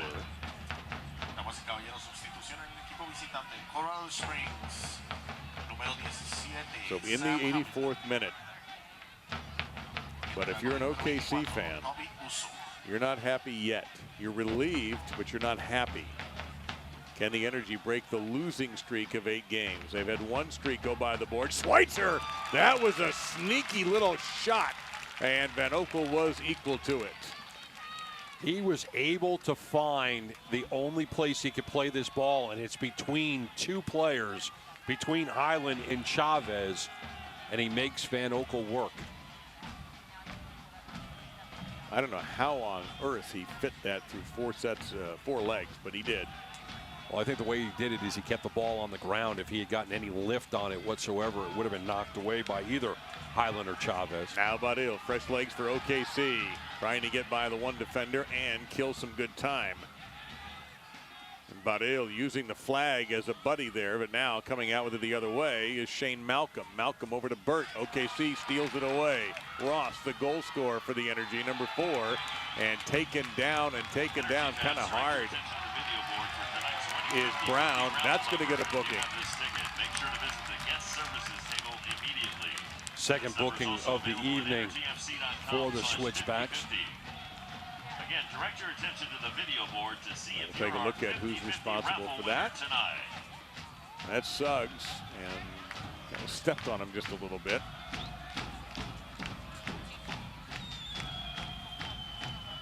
'85th minute yellow card for the captain. Striking distance for OKC, so they have an opportunity to double up their lead. And what makes this difficult is Brown is the guy that's been taking all of the set pieces, but being banged up a little bit, he's walking away. But you have Badil more than capable of doing this. Now we pan out, we will find out if it's going to be Badil as the official takes care of the shaving cream and make sure that that's put in the right spot. I would think Badil will be your guy here. But before we do that, we'll have a substitution, and the last one, Marty Mabin will come in, and Barcoloni will check out. So the last goal scorer for the Switchbacks is off the pitch as they use their final substitution of the evening in the 87th minute. OKC still has 2, and they nearly scored. Very close.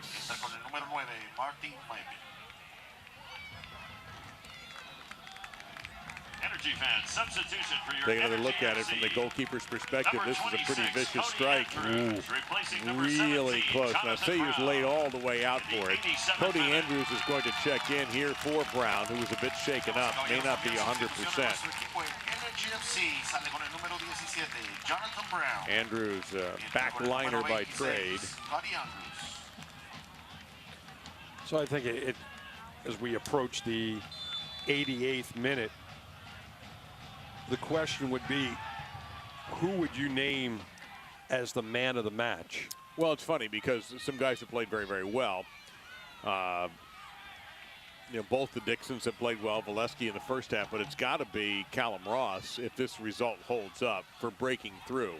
Although it was Brown's pass, and Brown had a bunch of great opportunities, but I think Ross has to be your guy to me. If this result holds, and look out here, Van Oekel having a scramble and come up with a great save. And a collision with Maben, and now Van Oekel is a bit shaken. Another outstanding effort we saw at halftime. Great save he had a week ago. You see another one tonight. Has to stay with the play, cuts off the angle, knocks it down. This is so dangerous. Maben could never really gather himself to get off a clean shot. Van Oekel is up. Of course, he's got to be thinking, and maybe he isn't thinking this, but hey, I got to get up. The longer I stay on the ground, the longer we have to stay out here for stoppage time. Yeah, but you see the faces he's making. He definitely took a boot to the face from Maben. And corners coming up. Kind of an out-of-control fall, too. It wasn't a controlled fall where he knew what he was doing that time. He had to desperately dive, and now he's got to deal with a corner. Maybe remind you that a corner kick was how OKC scored. This is an outswinger headed away off the line. I think Andrews was the one to get there. Dixon trying to break out, and instead he better hustle back as the Switchbacks maintain possession, and Chavez just can't quite get there. Throwing coming up. We did see McClaws, and he will come in. And Rasmussen will check out. Substitution. So all substitutions have been made for this match. Replacing number 7, Philip Rasmussen. And that is going to be officially in the 90th minute. So not a lot of time left in this match for Colorado Springs to even it up, but they will have a throw coming in the final third. And now the next thing we're going to see on that board is stoppage time. What do you think, 3 minutes? I would say 2 to 3 minutes at this point. I wouldn't be surprised at 4, but go back to the conversation of the man of the match. Well, there he is, the Energy FC man of the match, brought to you by Mass Mutual of Oklahoma, is going to be Callum Ross for breaking the goal drought. Now, into traffic, headed off the line. And Richard Dixon will head that into the crowd. The Energy looking for their first win since the 17th. Van Oekel punching one off the line. Now Badil. Now OKC just needs to be smart. They need to possess the ball. Offside. They are offside. Just a little bit. 3 minutes of stoppage time. Yeah, they had 3 players offside, so they've decided we're all going in on this one. Take your pick. And the point I was making there is OKC just needs to be smart.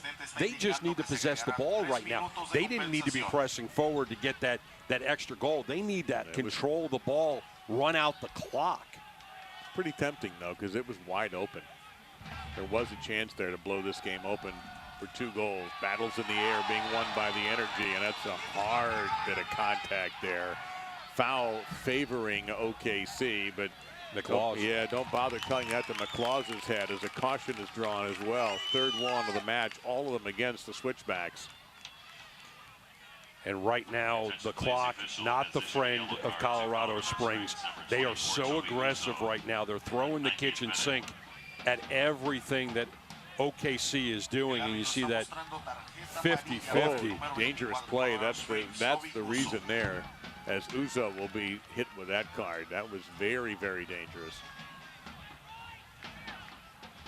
Now here's your chance to kill some good time. If you're Van Oekel, you just punt this thing, try to get it all the way to Shawnee.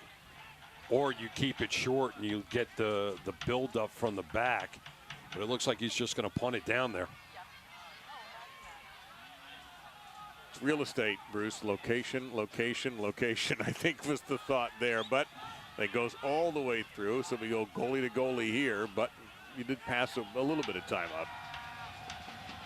Suez quick to kick that one. The idea is to advance it as quickly as possible, and he does a great job of starting the attack. Yep. And Malcolm. Everybody in the black uniforms pushing up. Schweitzer, this is an inspired run right here. We have an energy player down. They're actually playing without one. That's Highland, who got decked, and we don't know exactly what happened, but he is still not getting up. The Energy have got to find a way to slow this thing down. And now finally a break, and Highland will get to all fours, but he's still not right. We didn't see what happened to Kyle. And now finally the referee acknowledges Highland's injury, but this is going to add to stoppage time without question. Let's see if we can see what happened. Watch number 3 here in white. So Schweitzer coming up on it. Is that Jack that hit him? It looked like it. And don't see a call coming against against Jack or against Colorado Springs. They've asked the other officials to be involved in this, but it will be OKC with a throw-in. So no call, but OKC did get the ball. Ultimately, that's probably more important. Baril. And a throw-in for the Energy. Now we've passed the 3-minute mark. This is where Energy just needs to kind of nurse the clock. We're already past the 3 minutes. They can taste the win. They're in this final third. They just need to keep possession. There it is. The 8-game losing streak is over. The scoring drought died tonight, and the Energy release the green smoke of victory, taking down the Switchbacks 1-0 on the Callum Ross goal, ending a 601-minute scoring drought, nearly the longest in league history. But it doesn't quite get there. And you see the smile on the face of Ross. That is a smile that is going to be contagious throughout this entire Energy club. It is contagious with the fans. This is something that they absolutely earned tonight, Dave. They were the better team in the first half, and they kept chipping away. They get that first win since the opener on March 7th, that 1-0 win. Then they get a 1-0 win tonight. Only their 4th goal of the season, but more importantly, their 6th point on the season. Yeah, they needed 3 tonight. We talked a little bit when we thought we weren't going to get anybody to score a goal in this game. And it is the 2nd clean sheet of the season for OKC. Both of those in their victories. They get their 2nd. We will be back for the Centec postgame show right after these messages.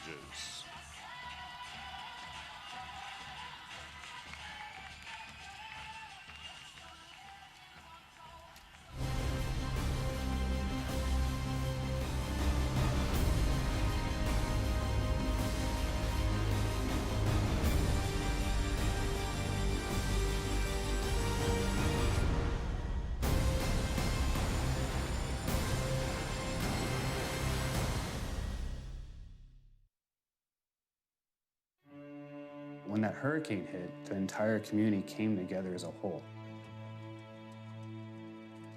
It was such an overwhelming response to help others. No one thought that they were going to do this before it happened, and everyone just did it. I think that's the way that human nature should be looked at. I'll stand by you. I'll stand by you. Won't let nobody hurt you. I'll stand by you.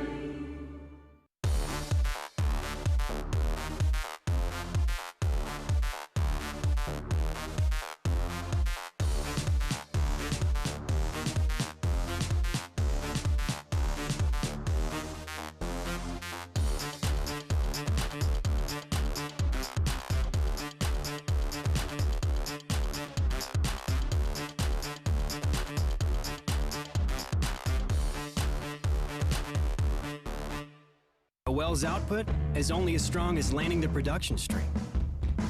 In extreme conditions, call for extreme durability. At Syntec, our engineers understand what matters. That's why we craft centralizers differently than anyone else in the industry. Laser cut from a single piece of special steel alloy. There's only one centralizer this strong. Syntec Centralizers, an international symbol of quality. So that is the Energy's second win of the season. There's Callum Ross, the goal scorer tonight, ending a 601 consecutive minute drought overall for the Energy as they hand the Switchbacks their 6th defeat of the season. And Callum Ross flicking on the header in the 82nd minute off a beautiful pass on a corner kick from John Brown. And so finally the Energy, Bruce, get 3 points. Yeah, and it was well earned from whistle to whistle. They tried everything they could to get Christian Valesky involved. Suez doing a fantastic job all night long with the exception of what happened in the 82nd minute. And throughout the game, Christian Valesky, particularly in the first half, was aggressive and dangerous. Unable to gather here. Jamal Jack, tough guy to get around as well. And you could see the hands raised. That the Energy perspective on that play was they thought it was a handball. Also, let's not forget about the OKC back line and Ibiaga there with a play, but they also played very well in front of Van Oekel. Yeah, OKC came out and they really wanted to get Valesky involved. Another great save on the season by Van Oekel there. You see an opportunity here. Suez comes up huge. You get another look at it there. OKC had a great game plan, and that was to play solid defense and also to try to mix up their offensive attack and bring it from all angles. And you see Ibiaga just missing there, but Colorado did not lay down. They kept coming at it and bringing it and bringing it. And until here, 601 minutes, finally the power outage was over. They get the goal. They get the win. They're second on the season. They do it at home in front of their faithful. Yep, that was their last win, was at home. And here's Van Oekel with a big save on the shot by Schweitzer. That was shortly after the goal. So the Switchbacks threw everything they could. Coming off the bench, you had Mabin with a dangerous opportunity here. Couldn't quite get control of it, and Van Oekel made sure it did not go on net. Equal in shots on target, shots possession virtually equal. 3 cautions against the Switchbacks, none against OKC. So a gigantic relief for Steve Cook. His 8-game losing streak is over. The Energy improved to 2-8, and the Switchbacks dropped to 4-6-2 for Steve Tritschuh. Yeah, this match, very even on both sides. OKC had the better first half. I think Colorado Springs had the better second half. But that man right there gets the goal in the 82nd minute. And credit to Jonathan Brown all night long as the set-piece guy.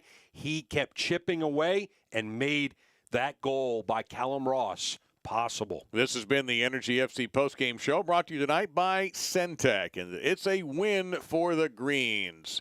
1-0 on the goal by Callum Ross on a beautiful evening at Taft Stadium in Oklahoma City, made even more beautiful for the followers of the OKC Energy side with their streak-snapping win tonight. For our production crew and for my partner Bruce Silverman, I'm Dave Lamont. We thank you for watching the United Soccer League and a win for the OKC Energy.